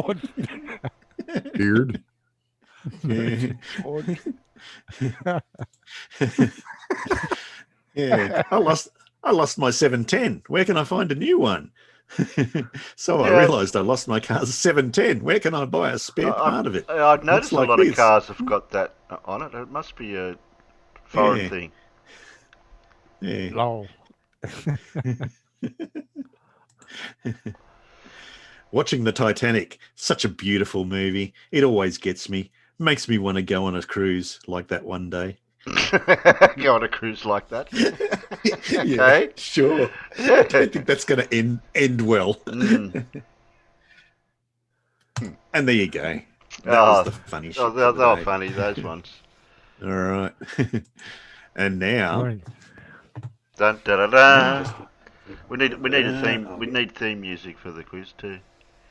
Yeah. I'll get the quiz up now. We have to think of what a quiz music thing would sound like, John. Oh, yeah, I'll work on that for you, mate. Soul or century music. So, yeah, right. Da-da-da-da-da-da. Right, let me just get John Stock's thing. He sent me a DM, so Did he? I just need to change it to everyone so I get everyone's answers in the internal. Otherwise, I'll be just looking at John's answers. All right. Here we go. The quiz. Can you see? Am I sharing that screen? Punchy Yep. dropped out by the look of it. I didn't see him go. Okay. No worries. All right. You know the deal. You get a question, you get a clue, and then you get the answer. So, first question. These are a little bit wordy, these ones, but they're good. So, first question is, the English King Charles II came to the throne with the Restoration in 1660, promoting tolerance for dissenters and Catholics. However, the Anglican establishment was not full of such Christian charity. In 1673, Parliament passed a law requiring civil or military office holders to take communion according to the Anglican ritual and declare their disbelief in transubstantiation. What was the name? What was the name of this law?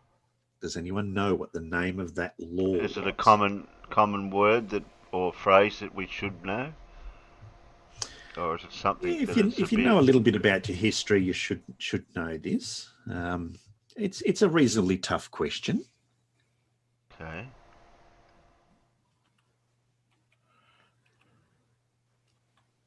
Does anyone know what it was called? This particular act Nah. of Parliament.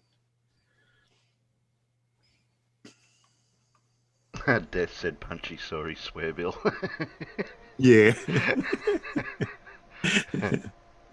I'll just give the peanuts a chance to see if they happen to know what this is. Yeah, I'm or not not, hearing, and then I'll. not seeing anything yet.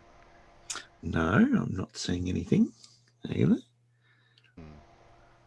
No. Well, I will give a clue, which is a pretty easy clue.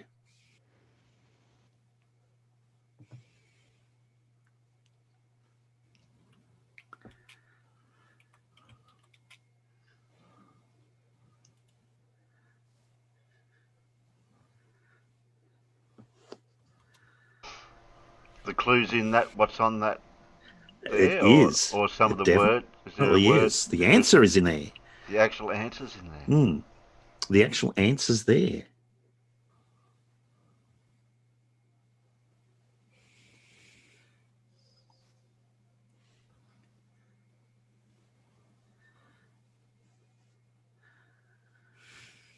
Okay, no one seems to know this one. No. It was called the Test Act. So basically what they did was they would test your religiousness before you were able to hold any office in the military or any other office. So, Dave yeah. N said Test Act. Yeah, it's the Test Act, yeah. Okay, question 2. Many biologists believe that these biochemicals were the first self-replicating biological systems on Earth, serving as enzymes for their own replication. What are these chemicals that occur in M, T, and R forms in modern cells? This is a relatively You said easy question. self-replicating. It's self-reproducing. Sorry. Yeah. Okay. Well, there you go. It's the same thing.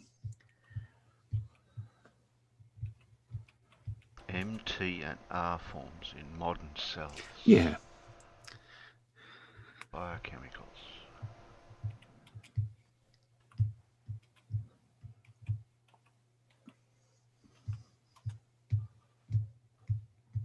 Getting a couple of answers out there. Yes. We are getting a couple of answers out there. They're ahead of you guys in here. Yeah, I didn't even think. Yeah. If it was if it was a multiple choice one, maybe I would have picked. Yeah. There's your clue.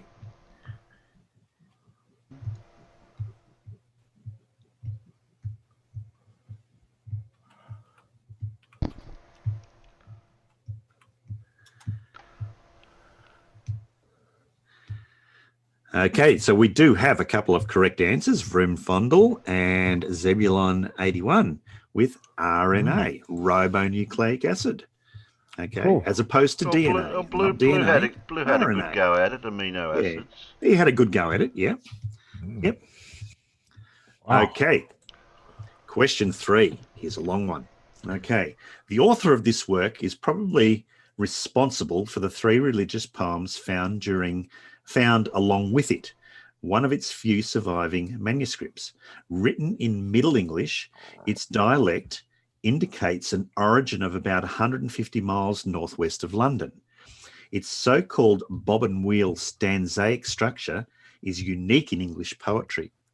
Believed to have been written about the same time as the Canterbury Tales, this work employs a blend of Christian morality and comic, even satiric touches, drawn from the traditions of romance and folklore, as well as Arthurian legend.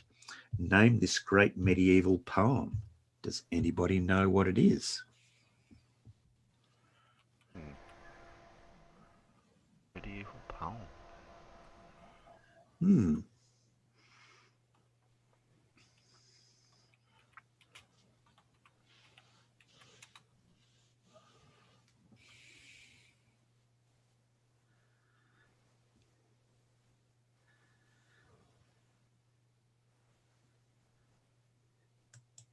I'll give you a clue.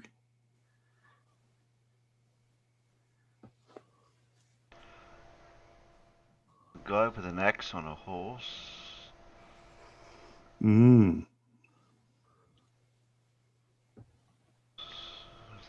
Could be a court jester standing in between.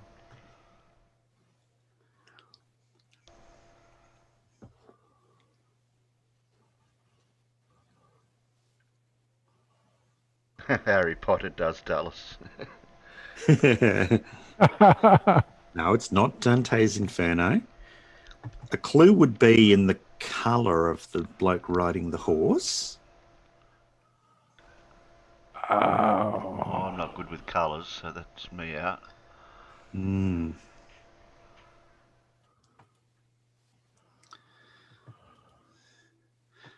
Okay, so if I give you the last half of it, it's something, Sir Somebody and the Green Knight.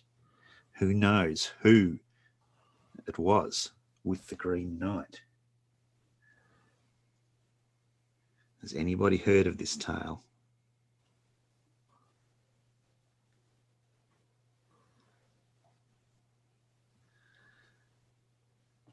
No?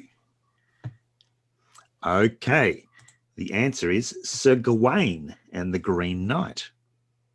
There you go. Yeah. Nah. Sir Gawain and the Green Knight. Classic tale. Never got that. Okay. Okay.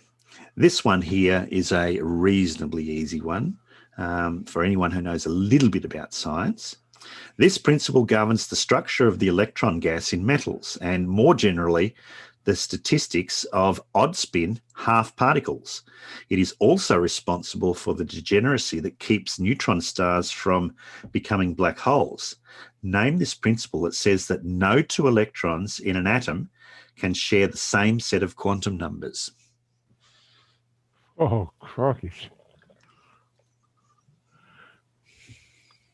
No, I don't think that's what it is, John.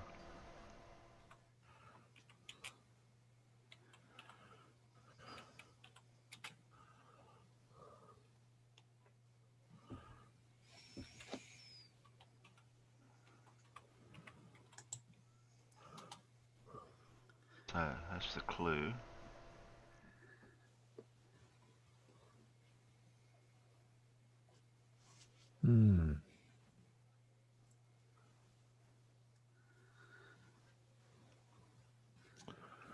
So it's 2 electrons. It's known as a particular principle. 3 words.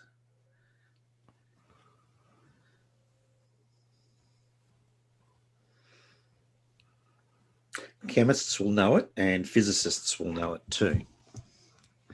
And First Death has it.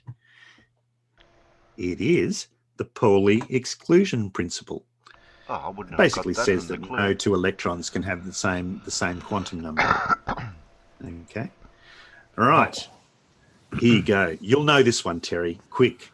All right. An acronym in Russian for Chief Administration of Corrective Labour Camps. This system was used for political prisoners in the old USSR. Under Stalin, millions of prisoners died in these camps from starvation and maltreatment. for 10 points. That's what the FTP means. I forgot to edit that out. Identify the system made famous in the work of the dissident author Alexander Solzhenitsyn. What were these camps known as? Come on, you all know the answer to this one. This is an easy one.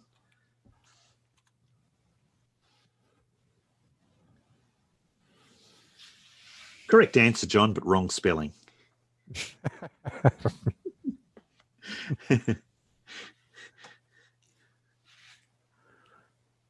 Where? Where did he give it? Oh, he DM'd it to you. He did. Which means that I now have to go down to the bottom of the chat and put it on to everyone else so I can see everyone else's answers. Yeah, I know. That's what'll happen. Yeah. Sorry. No, that's okay. No, that's just what happens in the chat, John. If you DM somebody, you got to double check for next time. How to get out the DM chat? You just go down the bottom where it says to, and you click the little thing down there and make sure it says to everyone. Oh, I've got to change my battery. Yeah, and we have Room Fondle, and John got the spelling right in the Peanuts. And so the answer was, and there's a picture of them, all right, they were the gulags. Gulag. All right. You'll know this one too. Sorry, I had to change my battery. I was going to comment on that one. I said, yeah, it rhymes with Starlark as in Starlark 13. And I thought, okay, yeah, if I'd have rhymed with that, I would have guessed it. Yeah. Okay. This constant is inversely proportional to the age of the universe, and some astronomers claim that it has a value of 60 kilometers per second per megaparsec. Kilometers per second per megaparsec, while others say that it has a value as high as 80 kilometers per second per megaparsec. The higher value has suggested the paradox that some stars might be older than the universe. What is this constant named after the astronomer who discovered the expansion of the universe, which it measures? Yep. Oh, God. Spell his name. Astronomer.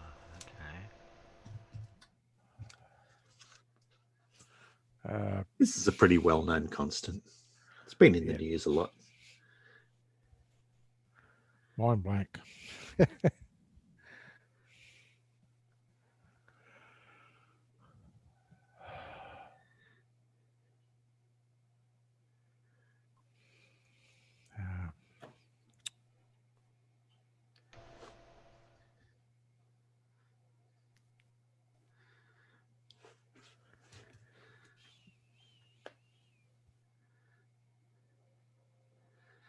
Okay. Room Fondle's the only one that's given an answer so far. No. Jin's Yu gave an answer too. He said C, which I assume means the speed of light, which is a constant as well. Ah. And we have a correct answer, or correct answers, in the Peanuts. The Peanuts know what's going on. Yeah. Do you know any astronomical constants, Terry? No. Okay. Well, you'll know one after today, because it is, in fact, the Hubble constant. Yeah, I knew it had to be something that was fairly. I knew it had to be something new, because when you did when it says the expansion of the universe thing, and I'm thinking, well, that's relatively new in the timeline. And an astronomer, the Hubble telescope. Yeah, okay, I didn't think of it that way. Yep. My bad. Okay, question 7. Here's a biblical one for you. How well do you know your Bible? Right. While Jacob and his family were living on a piece of land bought from Hamor, Shechem, the son of Hamor, fell in love with this daughter of Jacob and Leah and seduced her. Outraged, her brothers tricked the locals into undergoing circumcision and killed them while they were recovering from the painful operation. Identify the woman at the center of this biblical story of lust and murder. Who was the woman? Oh, God.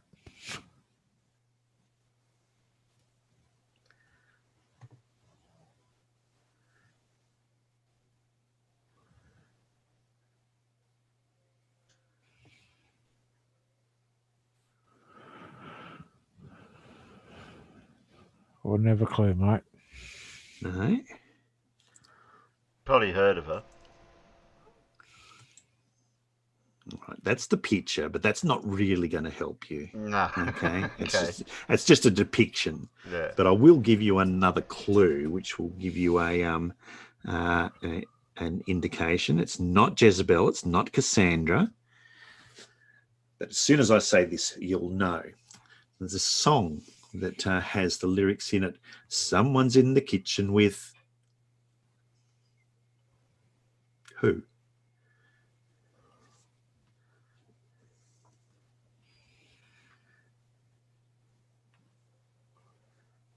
Playing on the old banjo. Oh, God, no. Yes, Big Blue's got it. He knows the song. I've been working on the railroad. Oh, I'm a long line. Yeah, that's right. So how does that verse go? Someone's in the kitchen with who?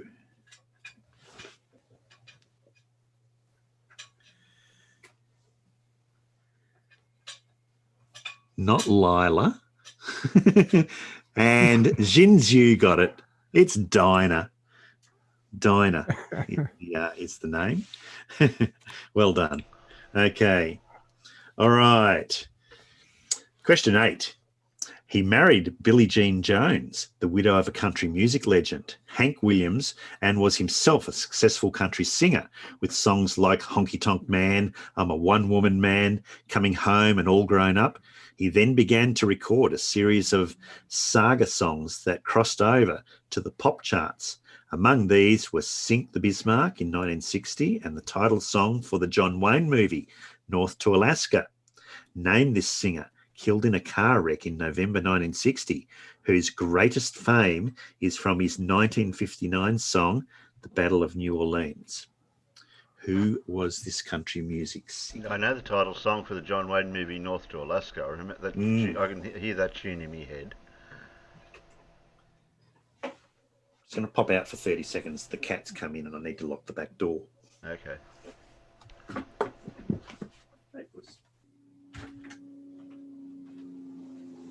Yeah, that song's. I can hear that song in my head for that movie North to Alaska, if that's the song.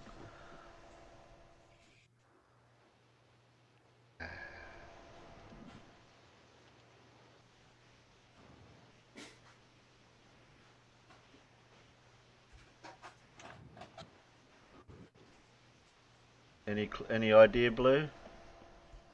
Righto, I'm back. Okay, let's have a look. Blue's We haven't got any correct answers. Haven't got any correct answers in the peanuts yet. What about but Blue? We do have a correct answer. We do have a correct answer from Blue on the internal. Oh. There's a picture of him. You done well, Blue.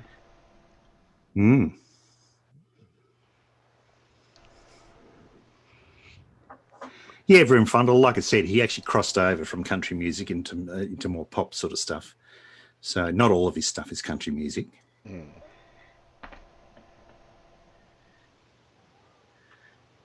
Okay.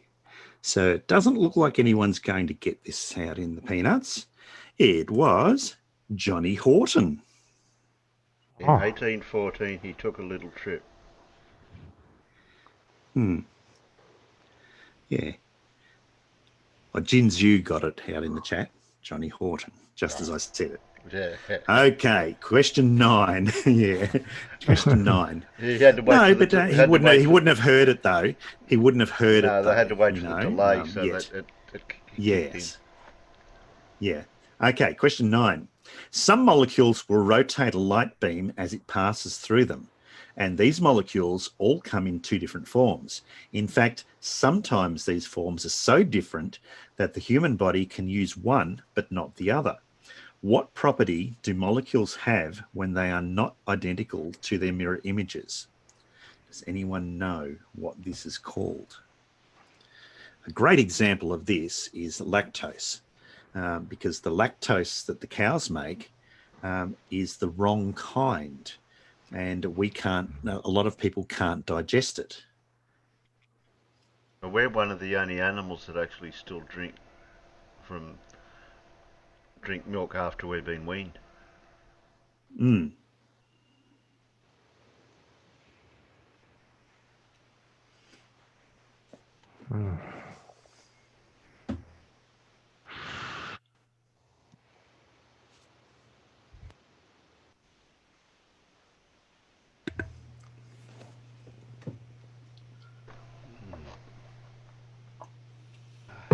Multiple choices would go down well. I'll do a completely multiple choice one for you next time then, Terry. Yeah, because at least you How's that? get a chance to maybe guess Yeah. which one it could be. Yep. I know some people might know it off the top of their head, but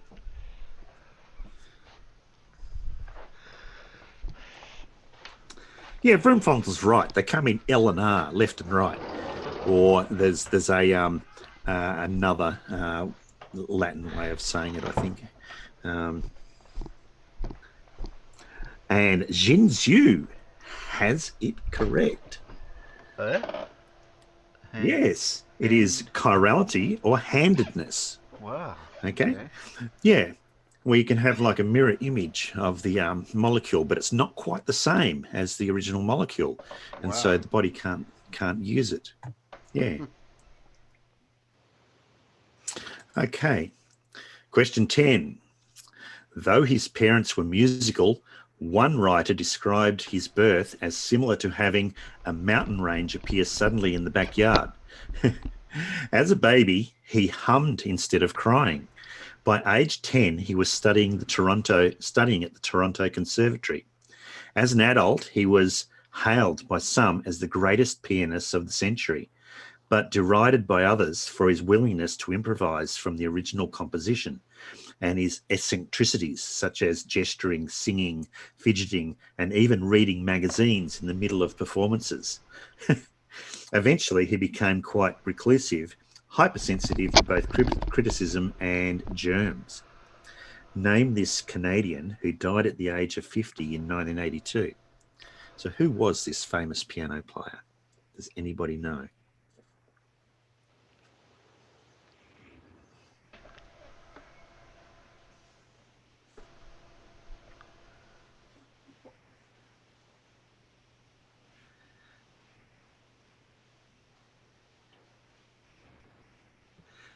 No, first death. It's not Liberace. Not Chopin either. A bit late for Chopin. Yeah, it is. Chopin would have been pretty old by that time.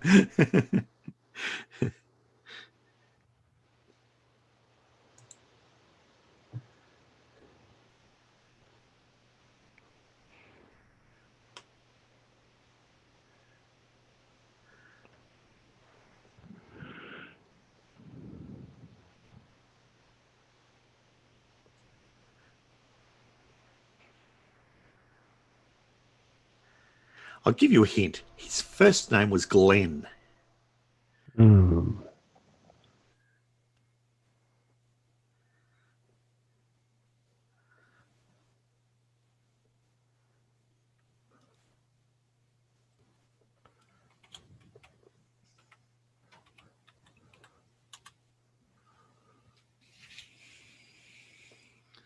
No correct answers yet.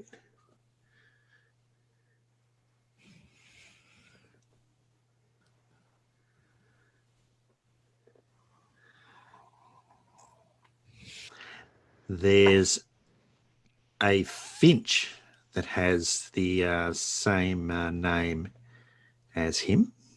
Yeah, I was thinking. I'm Glenn. sure it wasn't named after this particular person, but it does have the same name as him. Yeah, I was Glenn thinking, who? I was thinking. Not the Glenn Jinx Miller. Yeah, I was thinking that. What Jinx you said. Yeah, close enough, Broomfondle. It's Glenn Gould. Okay. Yeah. Yep. Okay, question 11. Okay, you'll know this one, Terry. Come on. It is made from a log of the eucalyptus tree, which is buried inside termites mound. The termites gnaw away at the soft wood inside the log, leaving a hollow pipe, which is then decorated. Name this musical instrument of Australia's Aborigines. Can you spell it correctly? Oh, you want correct spelling? Okay, correct spelling. Well, seeing as it's such an easy answer, correct spelling would be nice.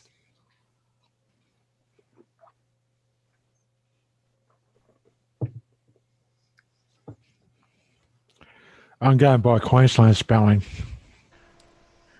Oh, okay. Yeah, I don't know. I'm not sure of the correct spelling myself.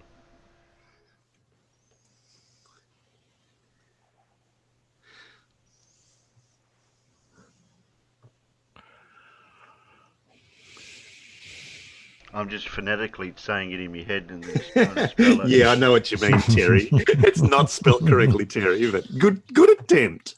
All right. And we actually have one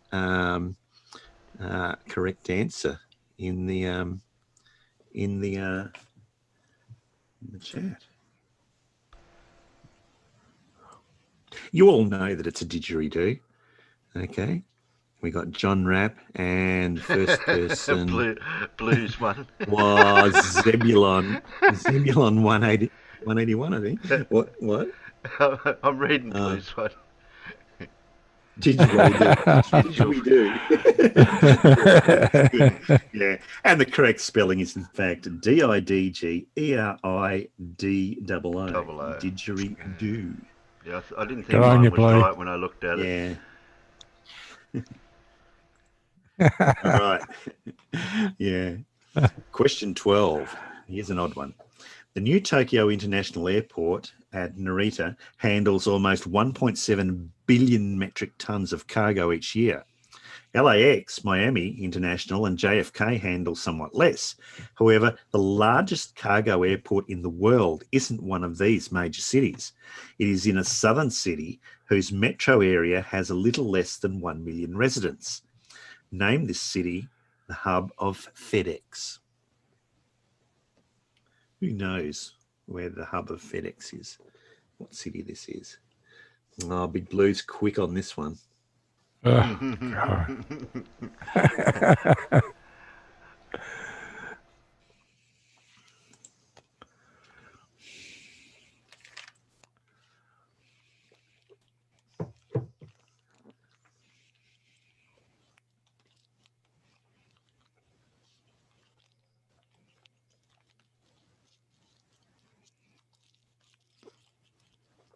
No, Vroomfondle, it's not Houston.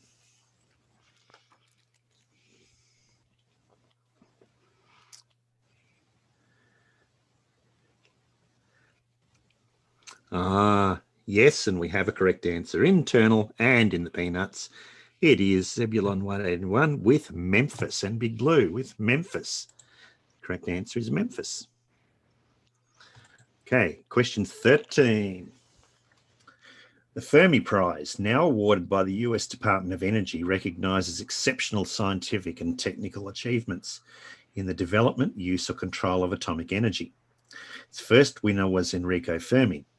The third, fourth and fifth winners were Ernst Lawrence, Eugene Wigner and Glenn Seaborg. The second man to win this prize was a Hungarian immigrant who was best known as a mathematician, but is also considered a major contributor to the fields of economics, computer science, and physics. In physics, he identified quantum mechanical states with vectors and formalized a great deal of quantum mechanics. And he designed the implosion mechanism for the atomic bomb at Los Alamos. As an advisor to IBM, he pushed computers toward their modern design of having stored programs, disks versus hardwired cartridges, and digital binary data handling.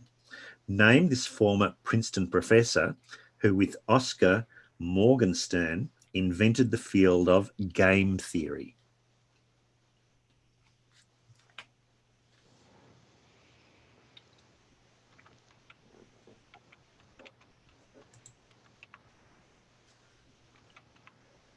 That guy.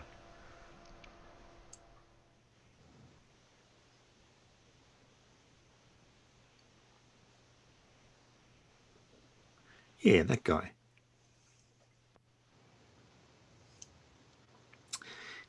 If no one gets it in about 20 seconds, I'll give you another clue, a verbal clue.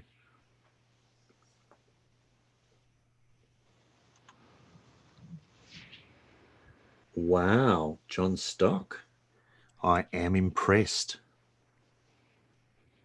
Do you Google that, John? No. I'm a gamer from way back, mate. Oh, okay.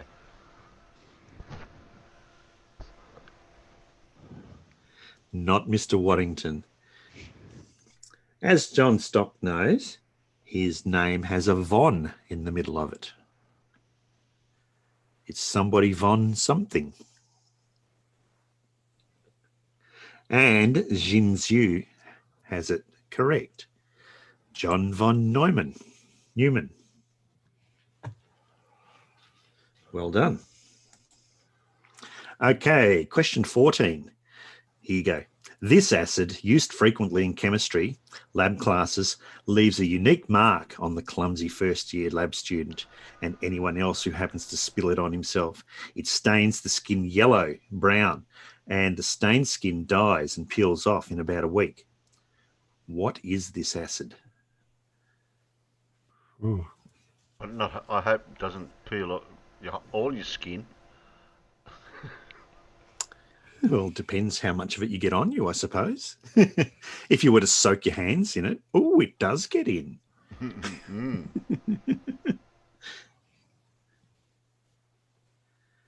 I understood that reference. I don't know if everyone and many other people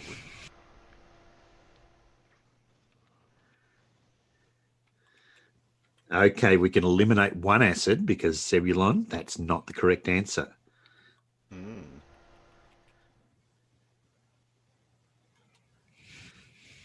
And Vroomfondle, that isn't the right answer either.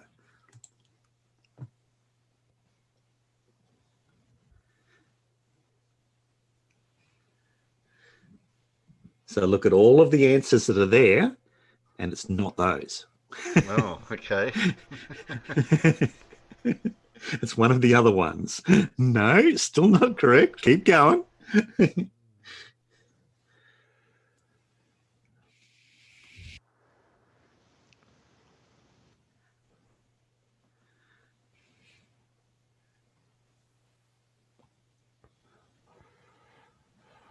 We're skirting around. We're naming all the acids except for the one that I want at the moment. I'll give you a hint. It starts with N. N for Nelly.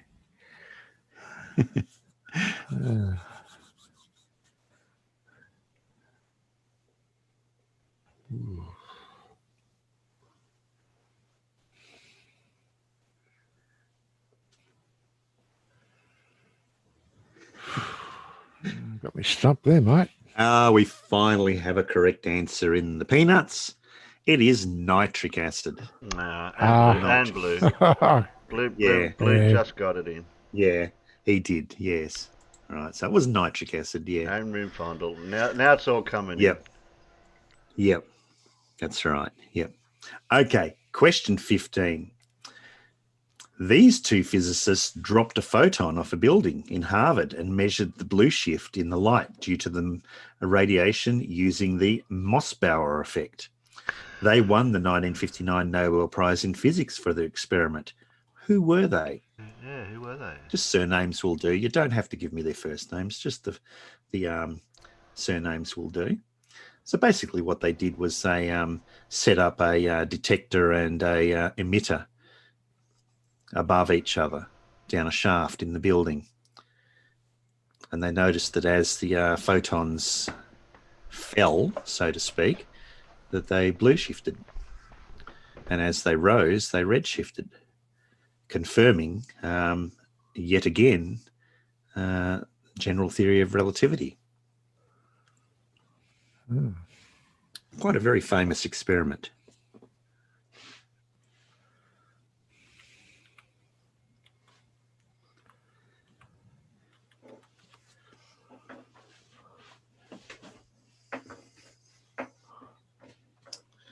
It's an example of gravitational blue shifting and red shifting.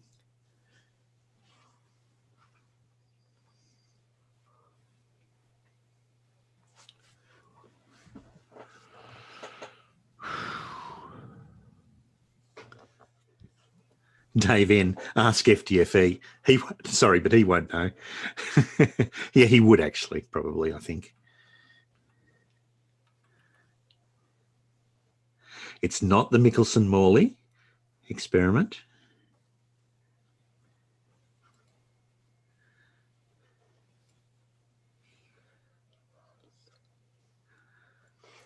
One person's surname starts with P and the other person's surname starts with R.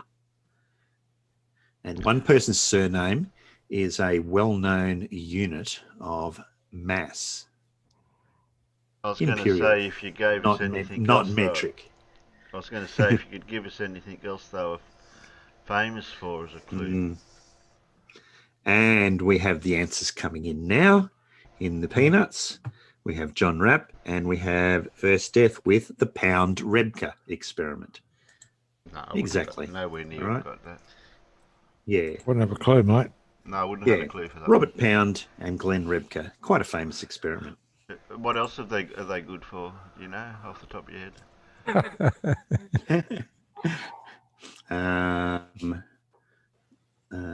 Triggering flurfers. Okay, here's an easy one. All right. This plant is the rarest of carnivorous plants and it actively traps its prey. What is this plant found mostly in the eastern areas of North Carolina and the inspiration of Audrey in The Little Shop of Horrors? Oh, Blue bloody got him before me. Reckons he can't type very fast. But he's quick on the we'll keyboard. Wait for the peanuts. This one. Yeah.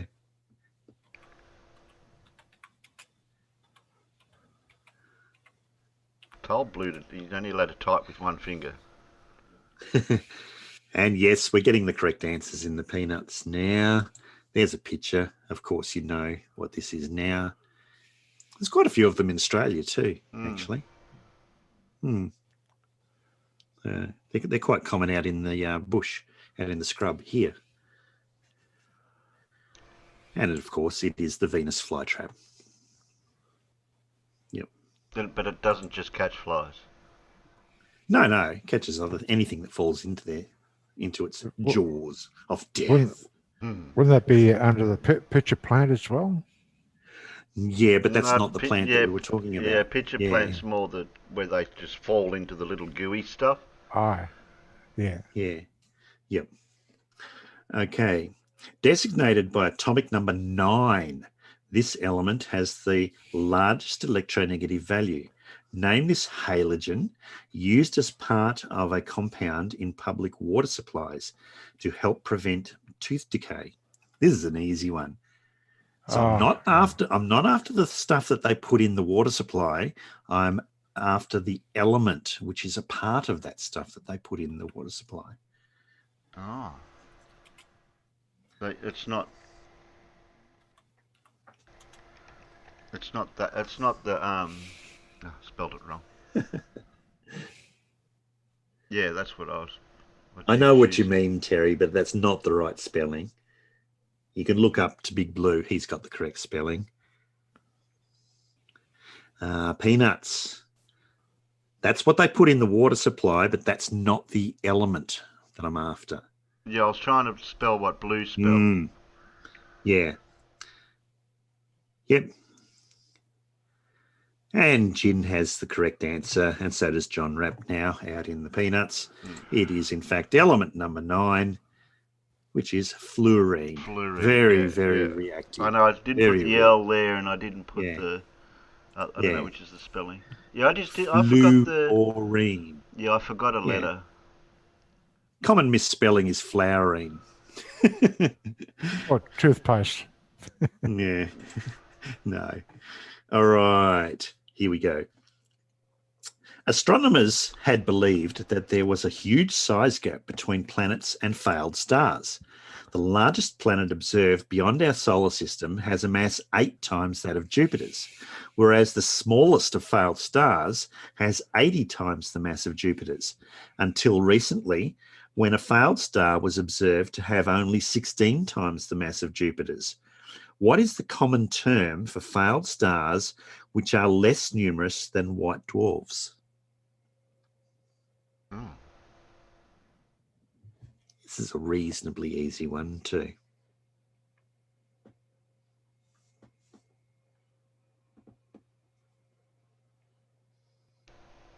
I've only heard of white dwarfs.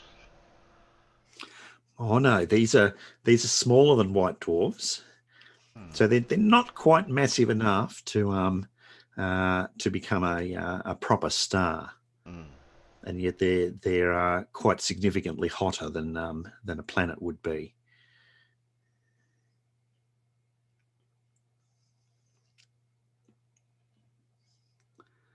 Okay, we have answers coming in the peanuts. Oh, okay, yeah. If you're going to use a different colour. Yes. You know now, don't you, Terry? Yeah. Yeah. There's a diagram to help you. It shows their relative sizes. Okay.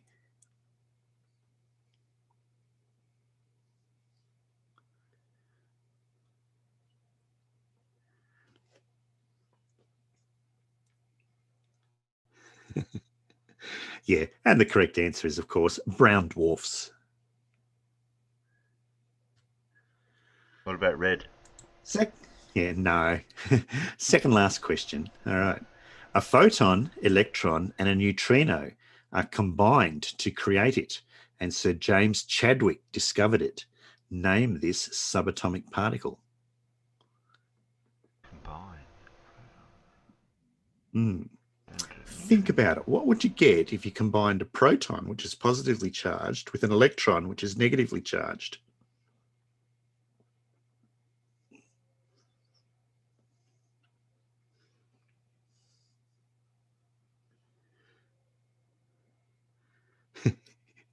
Yogurt. No. Yogurt, if I had a yogurt jar full of these, I wouldn't open it. Not hydrogen.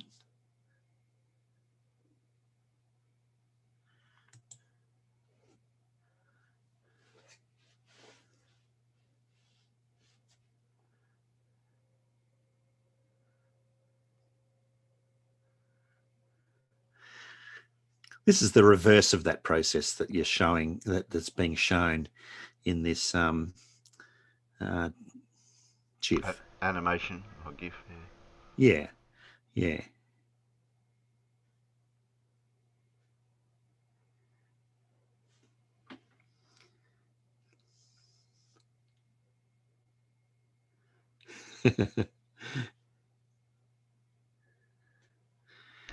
Okay, think about what the combined charge would be if you combined something that's positive, like a proton, with something that's negative, like an electron.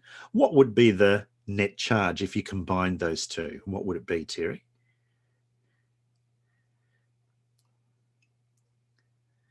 So if I take something that's positively charged and combine it with something that's negatively charged, what would happen?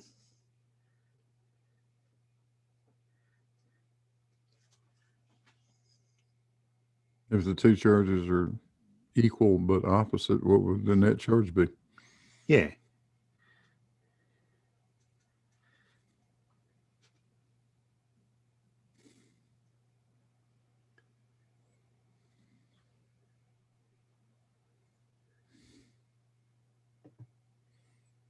Right, we finally have a correct answer in the peanuts.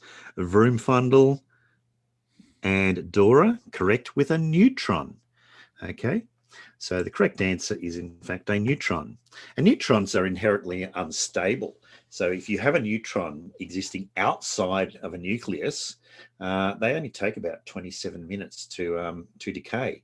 And what they will do is turn into a proton, emitting an electron and a neutrino. Okay, and so you'll end up getting a hydrogen atom out of a neutron. If it's left to itself, they don't take very long to decay into protons and electrons. Last question. Okay, the upgraded LEP accelerator at CERN is specifically designed for studying the fundamental weak force by accelerating atomic particles. LEP was operating at 91 giga-electron volts, but now operates at a whopping 161 giga-electron volts, producing significantly more W particles. Each of the 4 detectors along the large 26.7 kilometre LEP ring have enabled scientists to observe this greater quantity of W particles. What do the letters LEP stand for?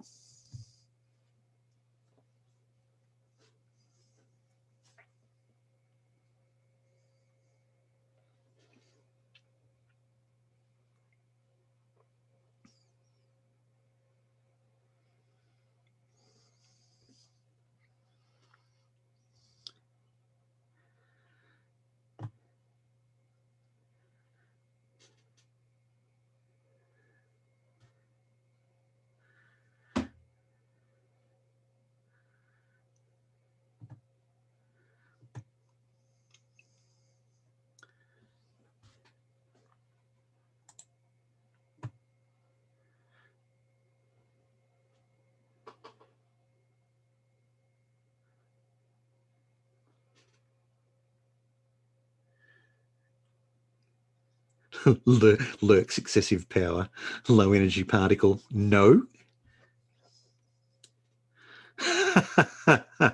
Jinsu, large erection priapism, no.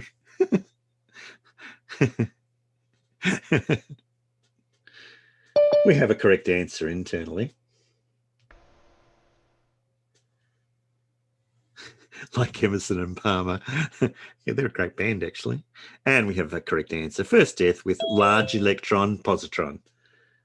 And Big Blue got it correct out in the thing too. The Large Electron Positron Collider. And there you go. Oh. That is the quiz for today. It was a tough one. Well, that was a brain hurt, that lot. It was, wasn't it? Next Right. one, Terry, per your request, I will make sure that I have nothing but multiple choice questions for you. Okay. Okay. So you can have an idea. There you go. That's it for. Well, thank you, Paul. me. That was, we might You're end welcome. it. We might end it there. We've been going for a while, so I did have. I was thinking of doing a video and on the end of this, but we took a bit longer than usual for the first segment, so we'll finish up there. I hope you all had fun out. Terry. Yeah, I know. I can see your back, Alan.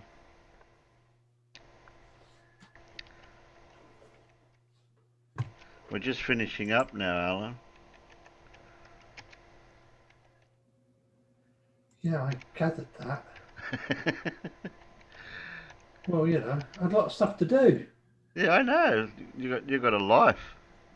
Go and pay respect. Go and pay my respects at the War Memorial. Then I have to go to the post office.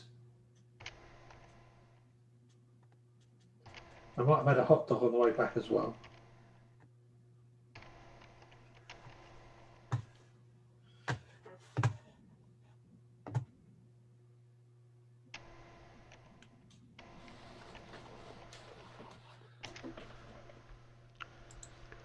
Yeah, I'm just finishing up out the peanuts.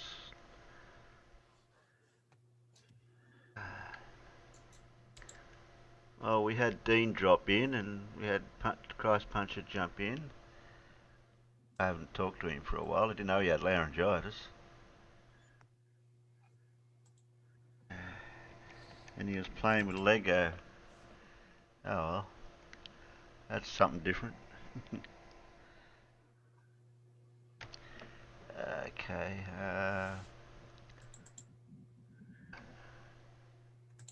I thought about copy and pasting this, but it doesn't work. It doesn't copy and paste the emojis.